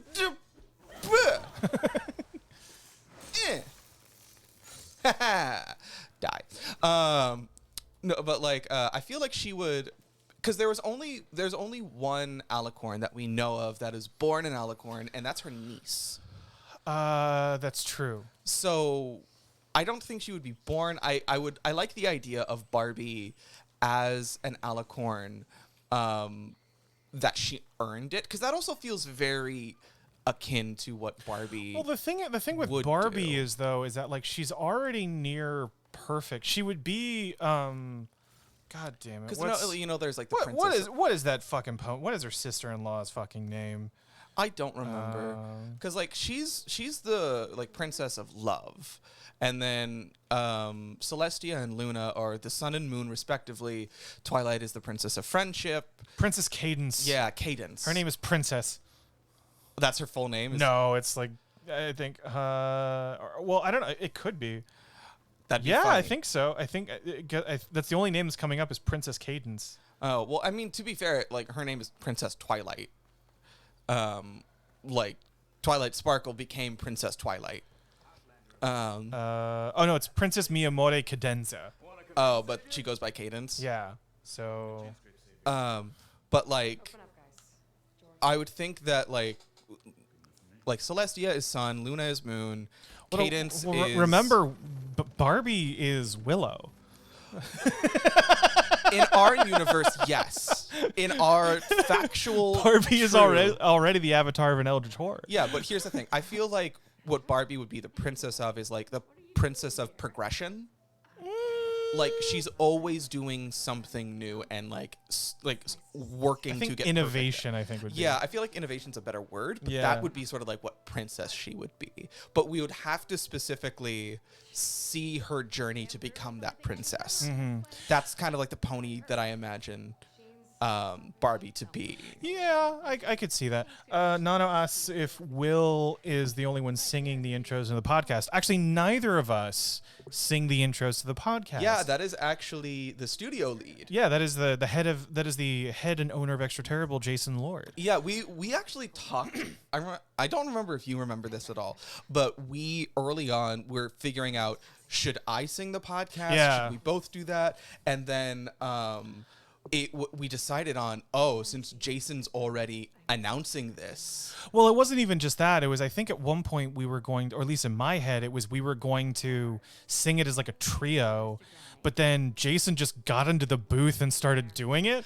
And then it was so funny that we were just like, oh yeah, we'll just have this. And then I loved how we just inadvertently developed lore around him now. Like the fact that like he somehow got to jail and he just became this like nightmare person. Yeah, and it's like it's just this. It's like he wasn't happy about it, and then he like resented it, and then spiraled into this horrible pit of abyss. And then we had to like take pull him out, by breaking him out of jail. Yeah, and then he goes insane and eats all of our equipment. Yeah, which I also love because like the fan art that we got of the announcer has him as a microphone head. Yeah, he's just a microphone creature thing. So he's just the microphone's eating a microphone. Yeah, it makes my brain happy. Yeah, I loved that. And so much. yes, yeah, he is really great. The intro to season 3 is insane. It is insane. It is. But, I absolutely love that. But and a lot of what ends up happening is because the first song, it was a slightly improvised workshopped song that all three of us worked on, and then subsequent editions, it's all three of us in the room throwing suggestions at Jason in the booth, and then he's improvising in the booth. It just worked. Yeah, and so it just worked, and it was And so, and like the reason why all of our episode descriptions are shit posts is because he was helping us. Is because Jason was helping develop the website, and he was like, "Okay, you need a description," and we're just like, "Oh, how do we describe this?" And then Jason was just like, "Fuck it," like he just went off. Yeah, he just went doop doop doop doop doop doop, and we're like, "Yeah, that's it." So we just ended up leaning into that, and so that's why everything's a shit post and doesn't make any sense. Yeah, and it's also very much like akin to how we just kind of function. Yeah, it really is. Like, I don't know how to describe it other than like we are kind of IRL shit posts of people. That's the way to say it. Like it's really, that's really it. Yeah. But Jason, I don't know if he has any singing background, but he is a composer. Yeah, I know he's a composer, he's a conductor. Yeah. He has a lot of stuff. Yeah, he has a lot of music training under his belt. He's also a very good engineer. Major too. Yeah, he has an MFA in composition. Yeah, so like he has a lot of like shit and a lot of knowledge around it, and it's also really fucking funny the fact that we're able to get him to just shit post on all of our fucking on all of our goddamn fucking all of our fucking just intros. It's really great. Yep, it was absolutely great. Oh my god, I also like I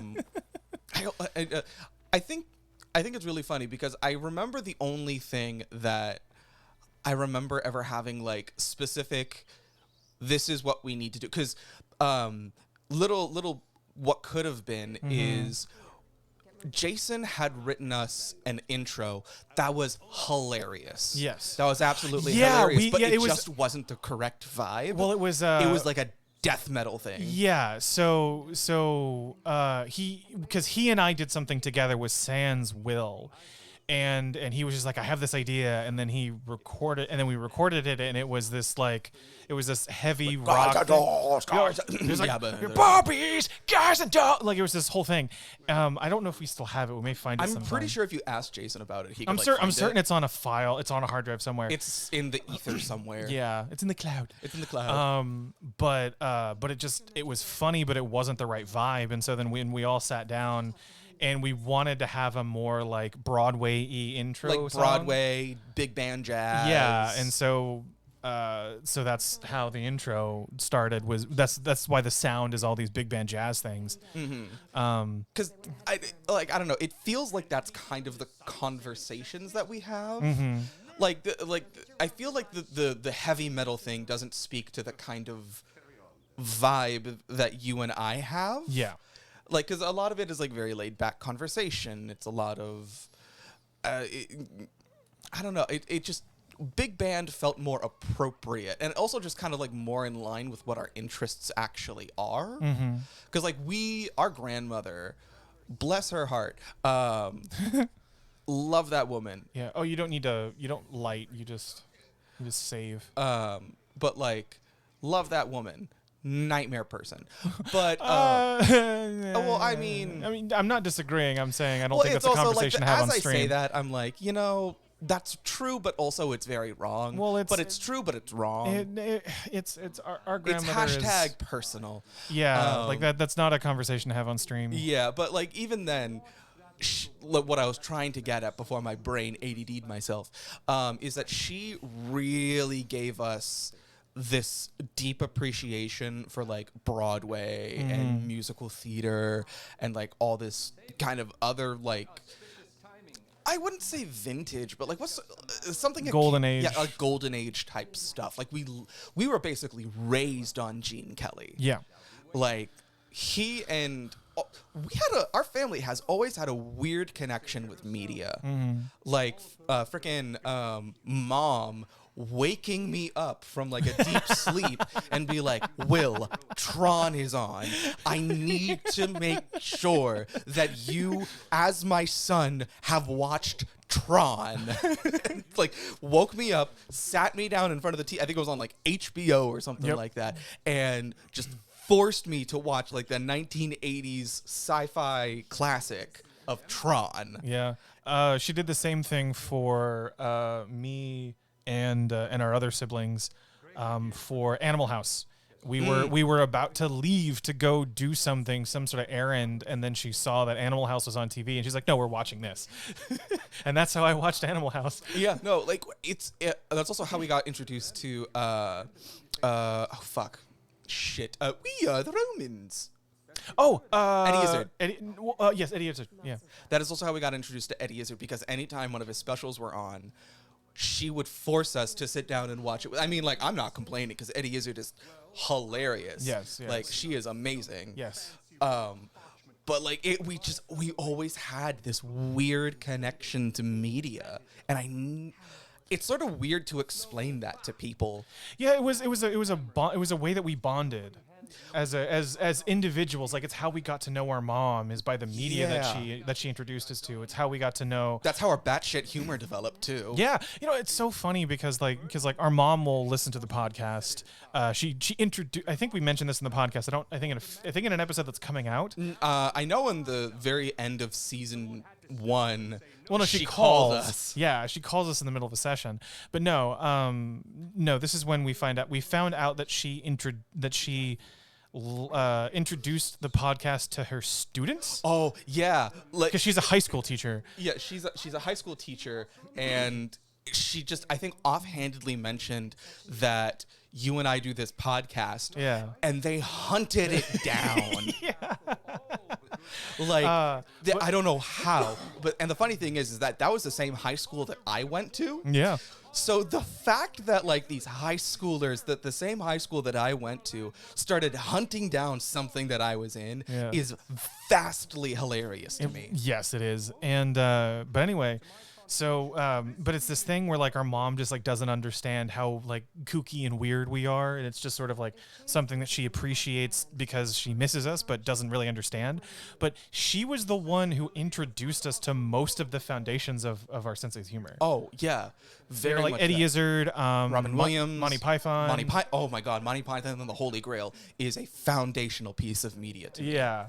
Like I watched that so much growing up. I very distinctly very distinctly remember having the Monty Python and the Holy Grail DVD, specifically going to the special features section, watching the Lego rendition of the Knights of the Round Table, and I would watch that like 5 or 6 times in a row. There's a in the one of the subtitle options, or I think it's just the subtitle options. There's a running gag in the opening subtitles, or where it's where part of the joke of us stacking the underwriter comes from that, because it's like the it's just nonsense credits, and then it just like turns real fucking trippy for a bit and stuff like that. Oh yeah, and then it's just like. But there's for the DVD, they're just like there's instructions on how to do like the Gregorian chant that they do, the Iesu Domine, and you're supposed to turn the box of the DVD corner side facing you and ram it into your forehead. and I did that. Oh my fucking god, that is really funny. Yeah. And so no, you play the game. I'll pay attention to chat. No, I was more looking at you. Oh, okay. I was more like, I'm paying attention to my brother James. Yes. Nana asks if it's both of us have musical theater backgrounds, or it's just Will. It's just Will. Yeah, James appreciates theater. Yeah, but I'm more of a golden age musical person. I respect You're more theater. of a film person, to be honest. Well, that's true. Yeah. Because like I very distinctly, so James does not like to go to the theater because it's crowded. There's a bunch of people there. Like he's too close to the performers. For suspension of disbelief to occur. Yeah, for me, theater is more of like a showcase of whatever actor's skill is on the stage. And that's true. There's a lot of that. But not the story. Like not what like it's about what the actor's able to do, not what narrative or story is happening. Whereas for me, film is such a polished medium, and it has gone through so many different hands, and so many different people have influenced your experience on it, that I can suspend my disbelief and see it as a story and as its characters. Yeah. There's more distance built in there that I'm more comfortable with than just being right there knowing that that's a human being like spewing spit on someone. Well, like for me with musical theater and just theater in general, I really love that that closeness there. Like if you are able to be 15 feet away from me and be fully able to immerse me in a story that I can like suspend my disbelief on, it is just golden. Like there was this one time, oh god, what was the play's name? I think it was called like the Yellow Boat. It was a story. I was about to say Wallpaper? No, that's a different one. It was called The Yellow Boat, and if I remember correctly, what it was a play about this one child who was a hemophiliac, or he had like hemophilia, and he got a blood transfusion. And this was before AIDS became well known, and this like 8-year-old child got AIDS through a blood transfusion and died. It's a really dark show, but it's told through the perspective of the child and him sort of like engaging his imagination and being able to like brighten up the lives of the other people and all sort of that. But the way that the show I saw of it was performed, the actor was able to embody, his name was Ethan Mullins, very talented DFW-based actor. He was able to embody this childlike wonder while simultaneously being able to have a notion of the gravity of the situation. Like when he died in the show, I remember just sobbing because I'm like, fuck, this guy is like 15 feet away from, like not even 15, less than that, and he's making me feel for this character. Oh, you can you're already able to hack chargers and use them as mounts. Oh yeah. So that you just ran past a. Oh, I did. Yeah, she was commenting on that. Oh, I mean, I was talking about just like the magic of theater that I found. Yeah. No, but like that's sort of like the magic of theater for me is the fact that like for a lack of better term, the fantasy that I see in my head becomes real, you know? Like, because there was always sort of like especially growing up too, I don't know how many other people like experienced this, but it was always sort of that like envy of fantasy characters where they get to go on these grand adventures and they get to go through like this whole stuff, and I was never able to take part of that. So with theater, the magic is that fantasy becomes as close to me as possible, and it becomes as real as it can be. And that's really where the magic of theater lies for me, is that these wondrous things can be embodied in the real world. And I am just close enough to where I feel like I can be a part of that. Because remember, we had a show that both you and I liked, but you commented on like how much I was getting into it, and you didn't like it. It was, so there's a podcast out there that I really enjoy. It's called The Orbiting Human Circus of the Air. Yeah, that was a weird fucking experience. And sort of like a part of what was going on is that it was like part magic show, part narrative, and things like that. And I just, you know, as a theater goer, just my specific kind of theater goer, allowed myself as much suspension of disbelief as possible and like fully engaged myself with the piece of work. Because you're talking about the time that we went to go see the live show that happened. We went to here go in see a Dallas. live show version of it. Yeah, with your then boyfriend. With my then boyfriend, which is a piece of shit. Yeah, the things happened with him. He's converting to Judaism. Really? Yeah. Okay. I told him not to meet up with my dad. But we had like this whole thing, and I just fully immersed myself in it. And just because I like that. I like to be lost in a piece of art and a piece of, you know, theater. You thought it was very unnerving. Yes. You were like, you got really into that. I'm like, I know. Well, like it was your experience was like, for me at the time, granted also I was a different person at that time. You were a very different person.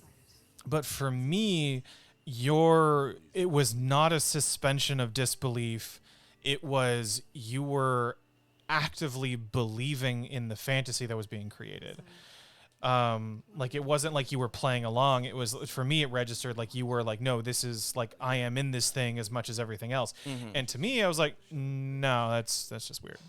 I mean, I get that. I understand that. Gray Stick likes Orbiting Circus. Hell yeah! Finally, somebody else, because I've talked about Gray that Streak. podcast so many times, and nobody knows what the fuck I'm talking about. Yeah. And it's such a endearing podcast. You know, because like the whole narrative of like the janitor and all sort of that stuff. Yeah. But it's just, and then now he'll be forever remembered as Slime Boy. yep. That Slime Boy, the man with no goddamn fucking microphone. Oh god, yeah. Like like the audio of that podcast is really weird. It's interesting. Well, no, I'm talking about High Guardian Spice. What's that? I showed you that. Did you show me that? Yeah, High Guardian Spice. It was the Crunchyroll original animated show that like the internet just like shat on 3 years before it released, and then when it released, it shat on it again. I don't remember that. I showed you because there was the trans character conversation where it was the trans wizard talking to another character who was just like, "You're trans?" "Yes, trans." I might have blocked that out of my Yeah, brain. it was. I've shown it to you, but I mean, I'm not going to get on it because I think the internet's already beaten that horse to death, and Crunchyroll is no longer is shutting down the studio that made it. Yeah. But it was an attempt to it was a push to make original content. The show had like a micro budget. Sort of what I'm dealing with right now. Yeah, and so they were trying to make a full animated series, like a 12 episode or whatever animated series, with like a budget like less than what most anime have, which anime doesn't have a lot of budget, they have a lot of money either. and what they ended up producing was not very good. Yeah. And one of the sort of things that was one of the things about the show was that it's sort of populated with people who the creator likes, who's this trans guy. And one of the characters is this character of Slime Boy, who's voiced by the actor who plays the janitor in the Orbiting Circus. Orbiting Human Circus of the Air. Yeah, Orbiting Human Circus of the Air. But the thing about that show is that all the audio is garbage, or a lot of the audio is garbage. Oh man, And that sucks. so he's just sort of, you know how he has that yeah, really because he has that like very yeah. But he's just sort of almost talking like, overly soft spoken. But the thing is that they're not adjusting his mic at all. Like he's just Yeah, he's always at like a sub whisper. yeah. And then on top of that, like he mumbles and speaks so quickly that they can't animate his character lip flaps to come anywhere near how his cadence is. Yeah, so so it's it just works in Orbiting because it makes sense for that character. yeah. So it's just he just ends up looking really janky. The show is not good.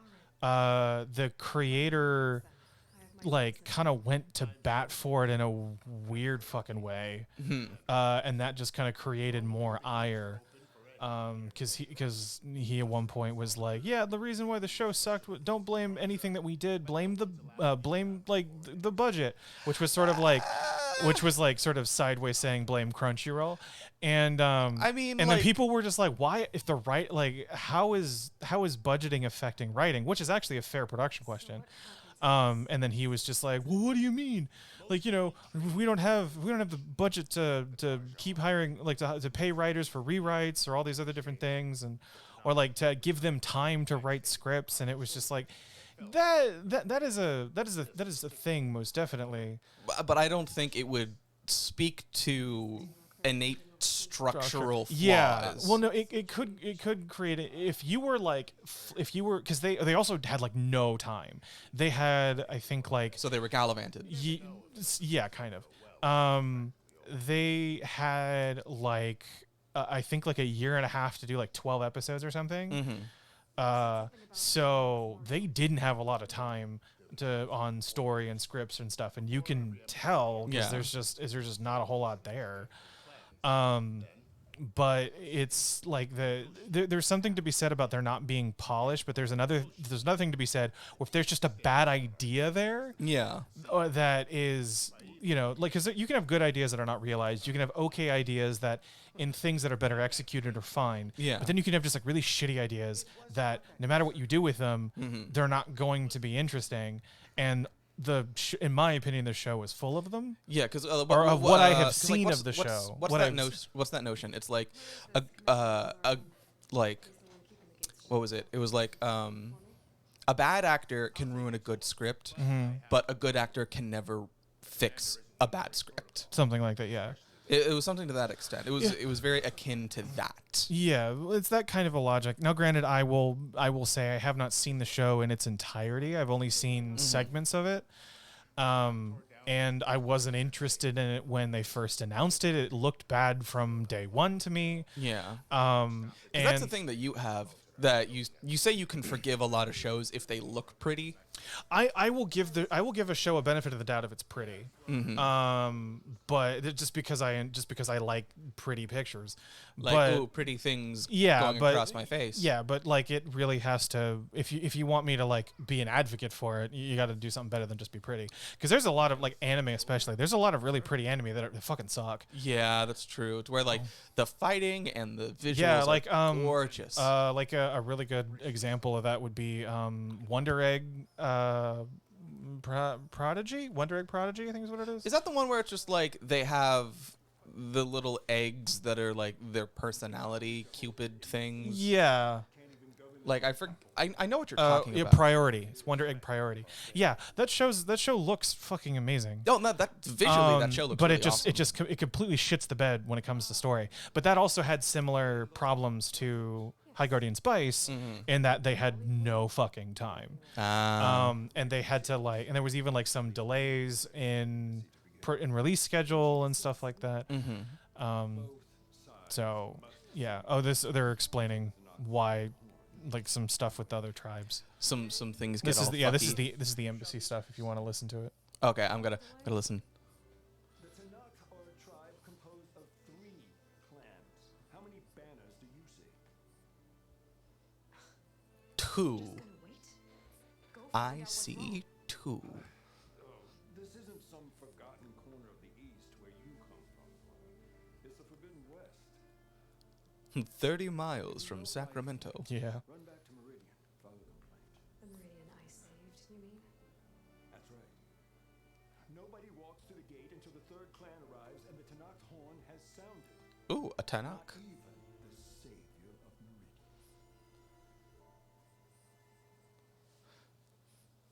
I'll wait. You're right. No, I'm going now, bitch. Thanks, but I've waited long enough. It's time to go. Absolutely not. This embassy depends on diligent adherence to. Eat my ass.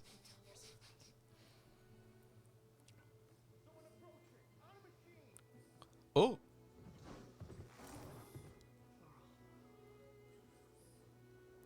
Oh, Varl. Yeah, Varl. Does he play a big part in this? Yes, he's a much bigger character in this one. Because he was like barely anything in the first one. Yeah, no, he's much more important in this game. I appreciate They that. also cut down the cast to like 5 or 6 people. That's good. I like a smaller cast. There's thing. one character that you're gonna run into that I didn't like, but I know you're gonna love. I just remembered something that I've been meaning to ask about you for a while, or ask at you.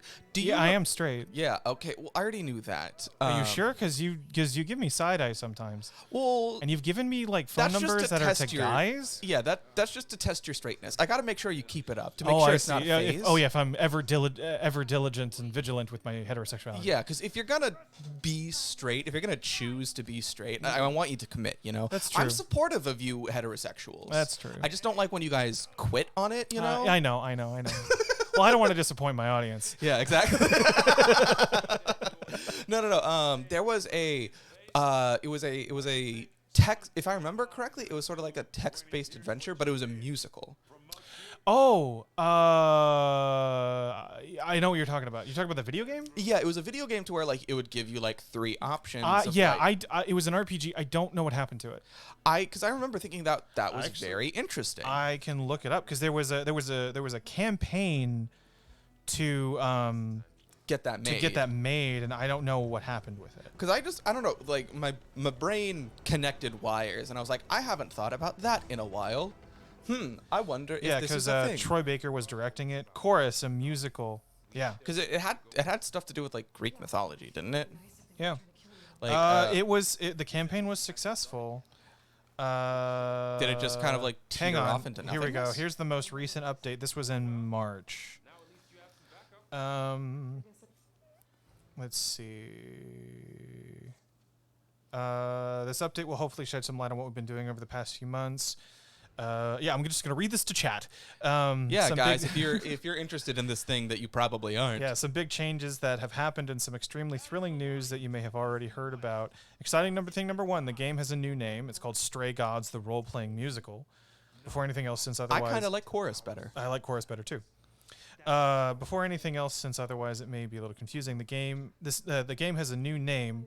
We did not want to conflict with any existing titles. And after significant discussion, we realized that Chorus, an adventure musical, no longer felt like the best name for what we were making. Stray Gods, the role-playing musical, represents the evolved version of the game as we've developed it over the last few years, a bigger, more fully realized version of the original vision. We're able to do this because, they're partnered with Humble Games to publish Stray Dogs. Ooh, that's really cool. Or Stray Gods. Okay, so they don't want to confuse people, but Stray Dogs and Never mind. Or Yeah. Sleeping Dogs is a video game.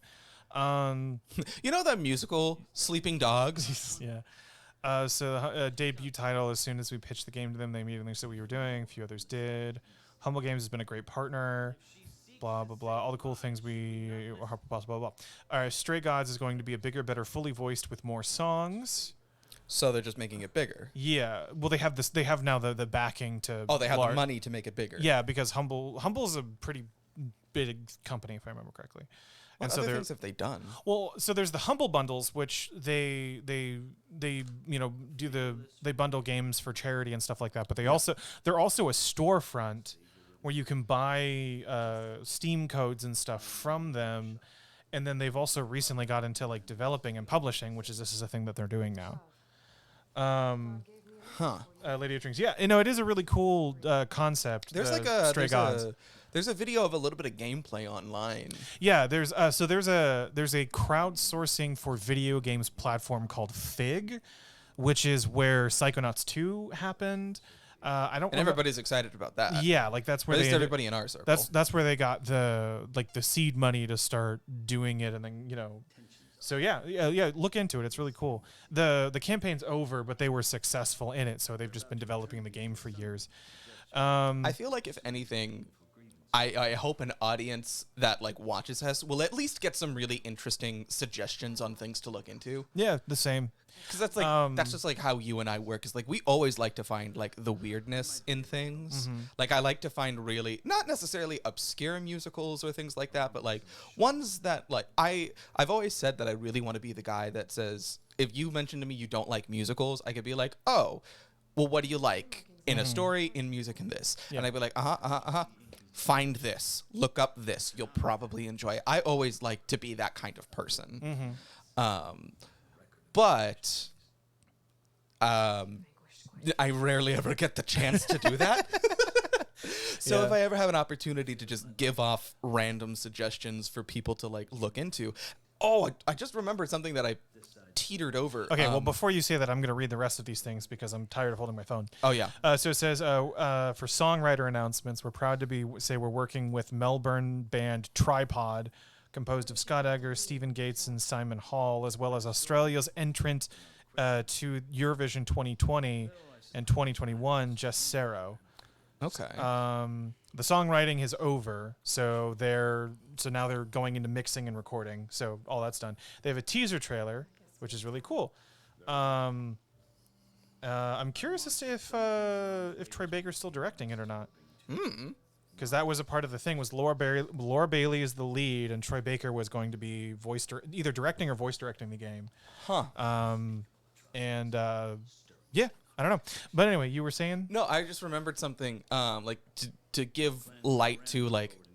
I don't know how, because my big issue is that like because of how niche of a circle I'm in already, things that may feel like an obscure musical to me might not be obscure musicals to my friends. Well, most musicals are obscure musicals to the larger world, and Yeah. like. So I always have to like kind of gauge like, do you know this? Would you know this? But this one, and because like this has been talked about a lot in my social,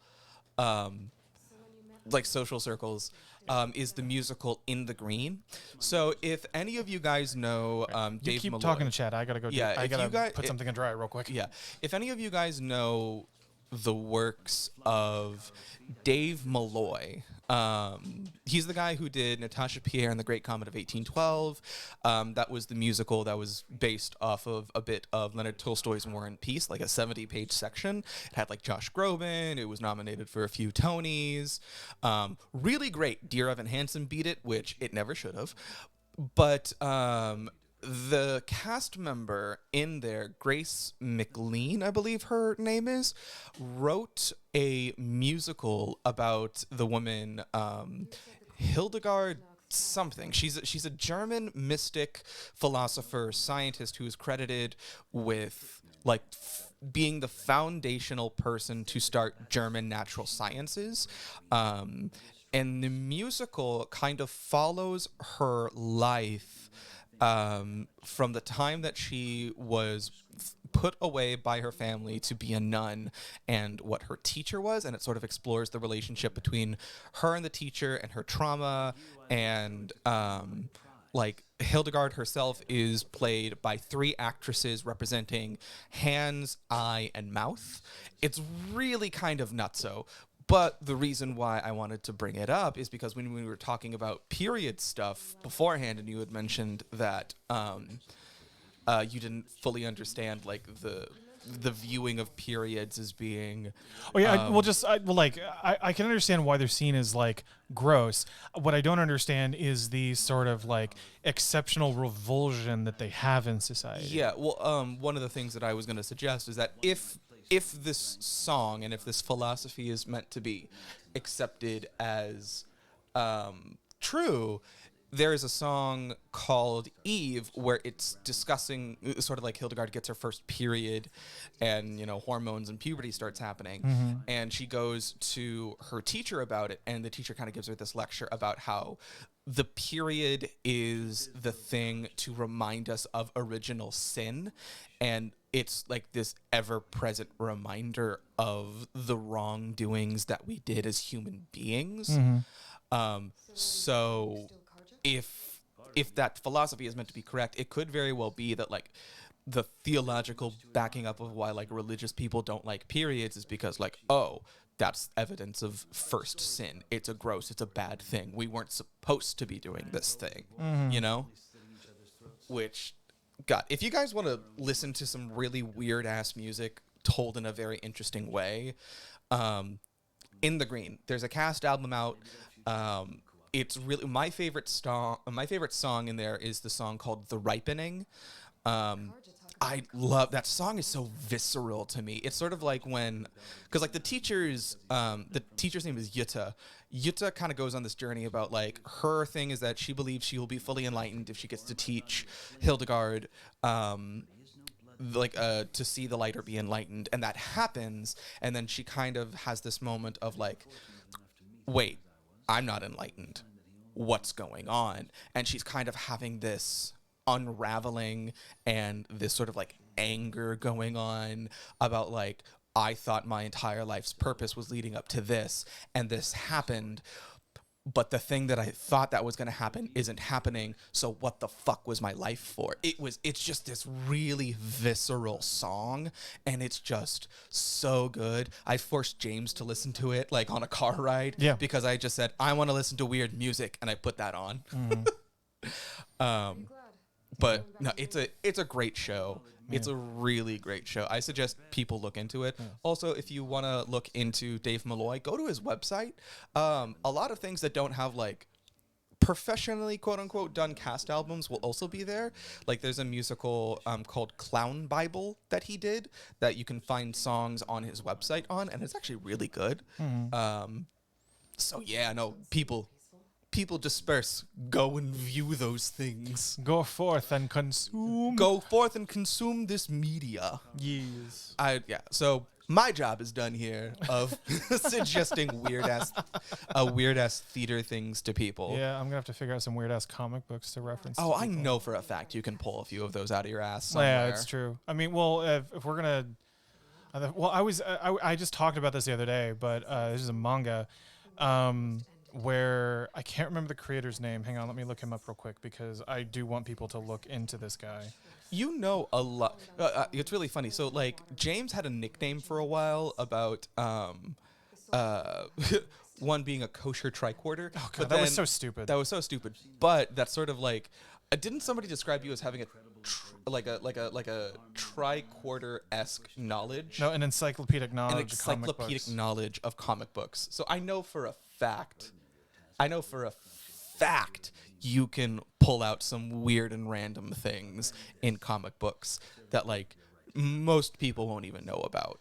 Because I mean, like, compare, because of all the stuff that you had told me or spoke at me, I was able to. That's more accurate. I was able to appreciate the Into the Spider-Verse movie. Oh yeah, infinitely more because of all of the in jokes on there. Like, oh yeah, the movie is approved by the Comics Code Authority. I lost my shit. Oh, you and I were just cackling because that's such a funny fucking joke. That's such a funny fucking joke, and it's for me. Yeah, like it's for people like me. But because you talked at me, and I was able to, and understand, I gave you the history of the Comics Code Authority, and it just made me laugh. Yeah, it's so hard, and we were the only two laughing at that. I know, it was really sad how few people caught that. Oh yeah. But anyway, the creator is Naoki Urasawa.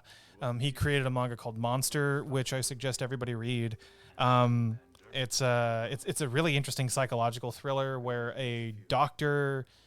Oh, I can't remember the full thing, but a doctor ends up saving the life of a child, and that child turns out to be a serial killer, Oh God. and then like starts targeting him for Ooh. things. It's super fucking interesting. I think. Streak is Oh no! Did we Grace lose Streak someone? is yeah, she's heading out for tonight. So or they are heading out for tonight. I just assumed, I don't know why I assumed everyone in chat was a woman. Who knows? Who knows?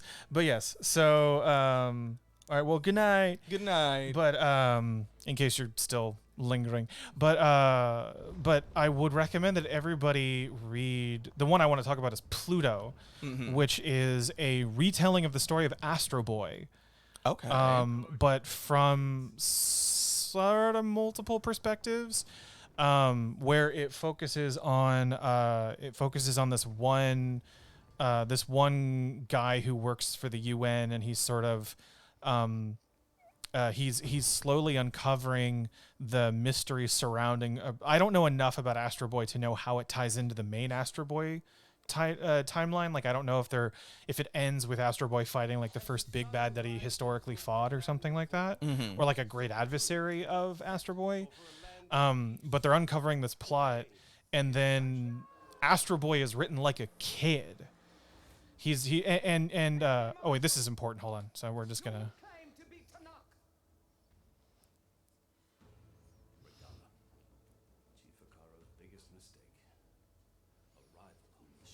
Yeah. Oh, and he, by the way, is a guy who was from the Sundom, but then was. Yeah, I caught that. Okay, good. I just wanted to make sure you knew. He said he fought with Avad. Yeah, and then.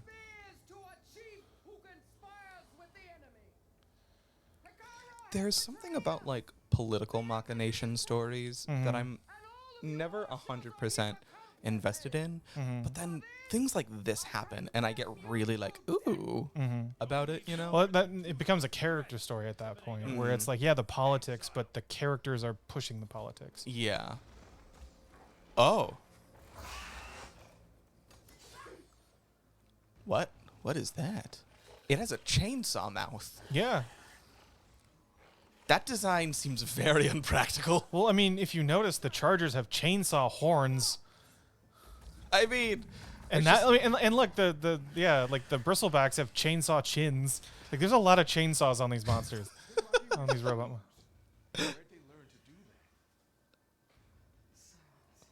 Oh, that's fun.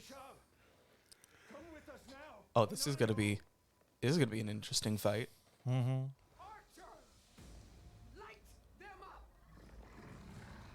Rah, rah, rah, rah, rah, rah, rah.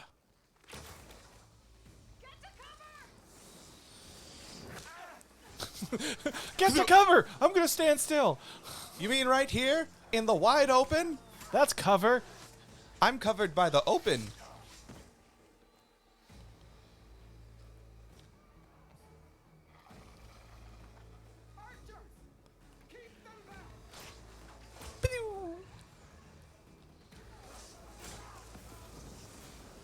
Oh, that's fun. You know, just a little friendly murder. Yeah, murder with fire. You know, kill it. Kill it with fire. Yeah, no, they are not meant for petting. No, No. there's no. You don't give those things scritches. I would give that thing scritches. You're an idiot. But it needs scritches. No, it's designed to scritch other things. Exactly. So it needs scritches itself. It could be lonely. You never know. Like, it'd be like a scritch things that aren't the chin. Oh, wait. No chin scritches. No chin. Yeah, no chin scritches. No, everything but the chin. Scritch. Head scritches. Side face scritches. Asshole scritches. Maybe not that. Yeah, racist is dead. Yay! Die racism. Now it's all solved. Wow, racism. What an easy thing to solve. I know, right? Arrow to the back. Yeah, just arrow right into the back of racists. That's how you do it. I don't have a shot. Bullshit. You do. You just don't have a good one. I would love it if somebody got into a semantics argument like while this was going on. Like, I don't have a shot. No, you do. You just don't have a good one. What? Like, no, it's like, think about it, you know? Mm-hmm.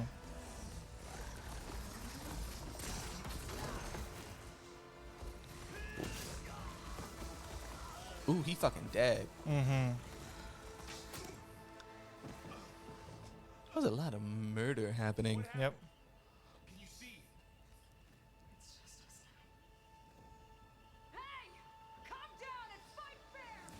I'm Ashley Birch. I'm Ashley Birch.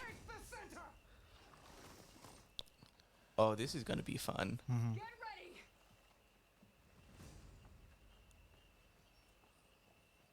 Oh, And then fight. fight Okay. time! But yeah, so back to Pluto. So Pluto is a retelling of Astro Boy. But the thing, something that I didn't realize about Astro Boy until after I had read that was that yeah, you're not gonna do anything to them. Well, I think you can hit the archers, but that's about it. Is that Astro Boy was created, the guy who created him as a replacement for his son. Really? Yeah, like his son died, and then so like in his grief he designed Astro Boy to be his replacement. But Astro Boy is also a weapon. Yeah, doesn't he have like massive like? Oh, he's got like rocket feet and he's other things that are going on with him. But the thing is with him, but the thing with Astro Boy is that like he was just always like he was a weapon. He was designed to, you know, like defend and destroy and stuff. But it's also like, so there's this schism there where it's this little android who, for all intents and purposes, is not a human child, but wants to be, but is not treated as such because his creator kind of regrets, like just sees him as like a grief object. Yeah. And, you know, and just sees him as this unsatisfactory replacement for his son. And so it's really intense. The creator, what's his name again? Urasawa. Urasawa's really good at like psychological and emotional tension. And I need to get more of his stuff because he is just so fucking good. But Pluto is really hard to find. It was released in the US, like it was localized, but it was one of those things where like it was, I think, like early 2000s or something, and so like there was the run that it had, and then that was it. So it's very hard to find. But I recommend everybody read it. Yeah. Also recommend reading Pretty Deadly. It's a American cartoon by comic by Fiona Staples, and God damn it, she made Bitch Planet. What's her name? Something, Lady something or other. Yeah. Kelly Sue DeConnick. I knew it was a 3-name thing. Written by Kelly Sue DeConnick. I'm not a huge Kelly Sue DeConnick fan. I don't like a lot of what she does, but Pretty Deadly is so fucking good. It's the only, it's one of the few comics that I have seen, or comics that I've read, that that I read it and I'm just like, oh, this is a animated film.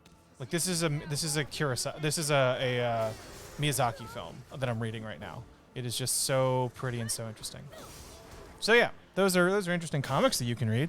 Yeah. I will probably, if you tune in, if you continue to tune in, I will more than likely talk about comics. More often. Well, like James, again, encyclopedic knowledge. I'm not encyclopedic. No, but it feels like it. It feels like it because I just have answers to questions. It doesn't mean I'm an encyclopedia. I mean, isn't that what an encyclopedia is? An encyclopedia is a repository of knowledge. I have fun little tidbits here and there. Exactly, and we love your tidbits. Yes, all my bits are tids. Yeah, but not all tits. Not all my bits are tids, but not all tids are bits. Yeah, Thompson's tidbits. Because not all tits are bid, but all bid are tits. Shoot you in the head or not. Oh, well, okay. Shoot you enough to where you shot me in the clavicle. I gotta fall backwards now. Ah, like him. I love how like there was this clear distinction where he just like fucking stopped and was like, oh god. Like, oh man. Oh jeez. Oh god. Oh Oh, you jeez. pissed-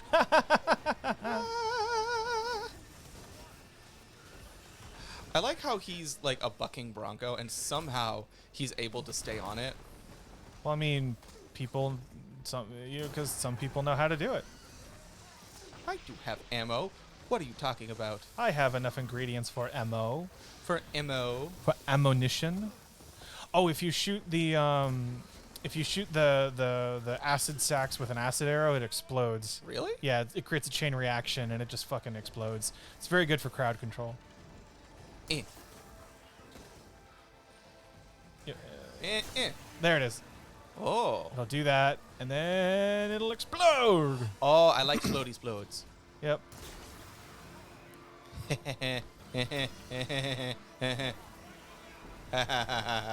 Death. Yeah. So if you ever want to like take out the writer and the machine, just do that. Just do it one at a time. Or- Nano says we love all of the bits and tids. yes. All the tids and bits and all the biddly tids. Fun. I like how there's one thing in video game world that I really love, which is the notion of like a one-man army. Oh yeah. Of just like, yeah, I'm just one person, but I can take What can down- one person do? Carry 150 weapons, 60,000 pounds of ammunition. Like can craft like arrows. yeah, can craft in 40 arrows in seconds 40 seconds in the wild using raw materials that as are I'm like rolling down. yeah, a also hill. holding like thousands of pounds of raw materials. Yes. Like it's great. Yeah. It's a lot of fun. Oh, he has a shield now. Yeah, he's got a personal shield. Ooh, a personal shield.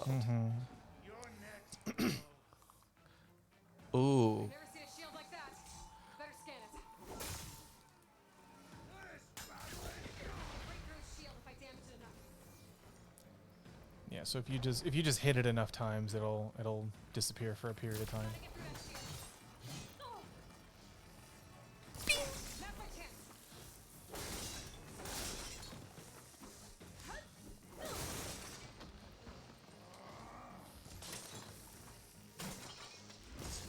I love shooting people in the head in this game. It's so fun.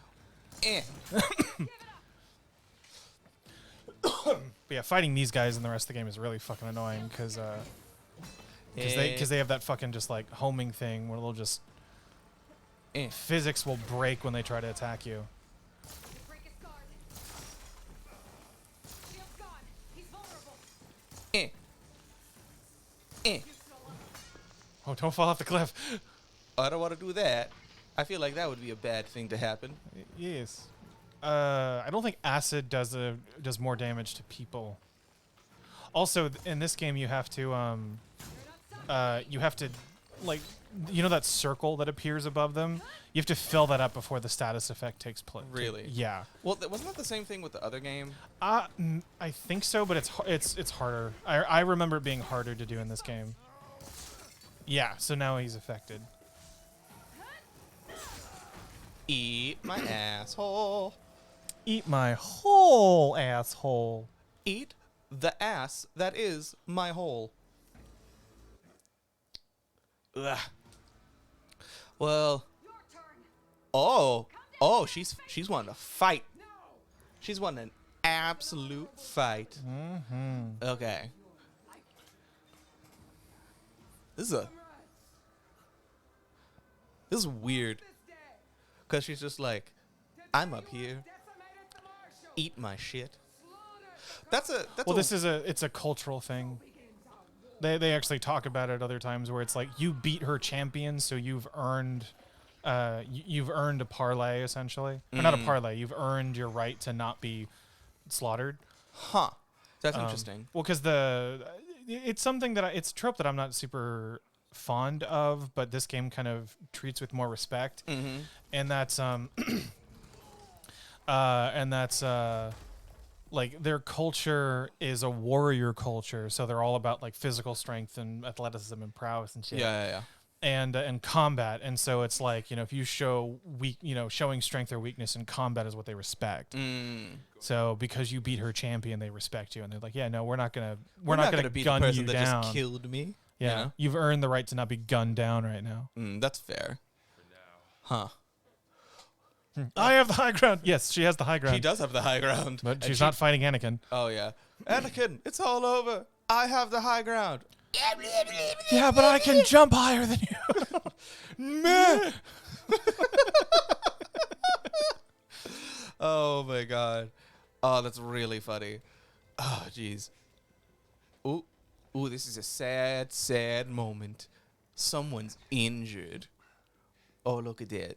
Look at how injured he is. Oh, no, he's got to have 2 people help him. Oh, so you know how injured he is. Look at time passes by so quickly when you're injured. Oh, look at that. The passage of time. Oh, no. Oseram traders, they're not injured. Oh, no. They could just see the devastation in front of them. Oh. So that guy, he has a quest line to get the best armor in the game. Unfortunately, this game doesn't have like what the last game did, where it had that like Uber armor, where it blocked everything, and it had like a the rechargeable shield. Oh, that's so funny! You beat him so hard, you knocked off all of his armor. So so he like derp. Yeah. So he just was naked. He just was just naked out in the field for days. Naked man. Yeah. Oof. So serious. That sounds about right. Marshall's words. So he'll answer questions for you about the Far West.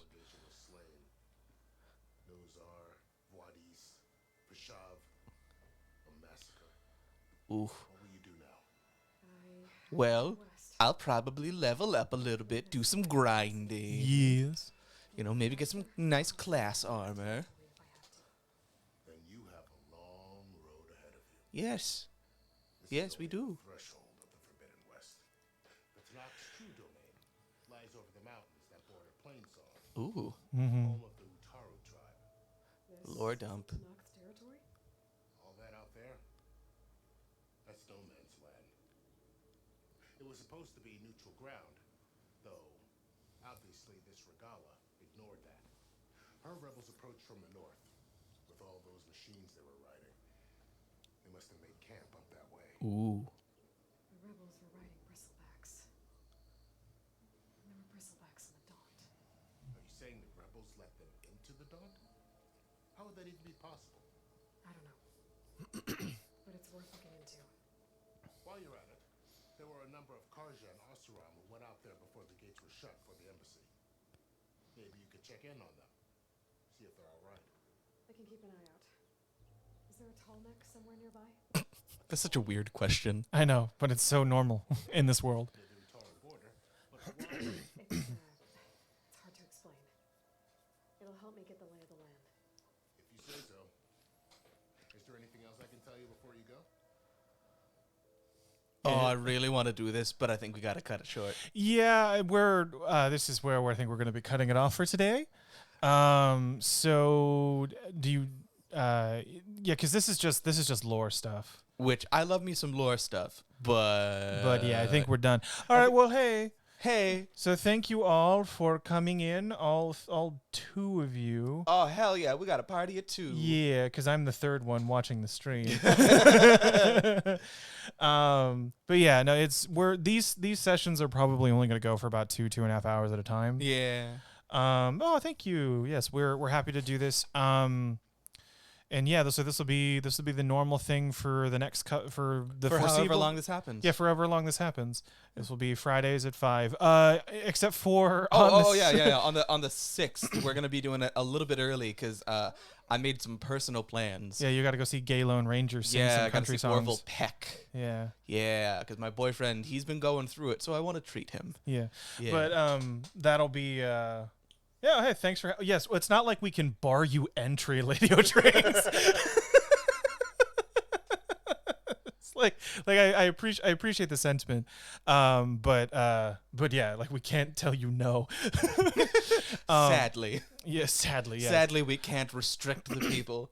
But yeah, so tune in next week where we will fight some more robot dinosaurs and learn more about the not the Karja, the Regala and Everything else. and Plain Song and the Utaru and all the other mysteries in this world that we haven't even been talking about at all. No, we haven't been talking about these at all. Okay, well, you know what? Bye-bye, everybody. Bye-bye. Goodbye.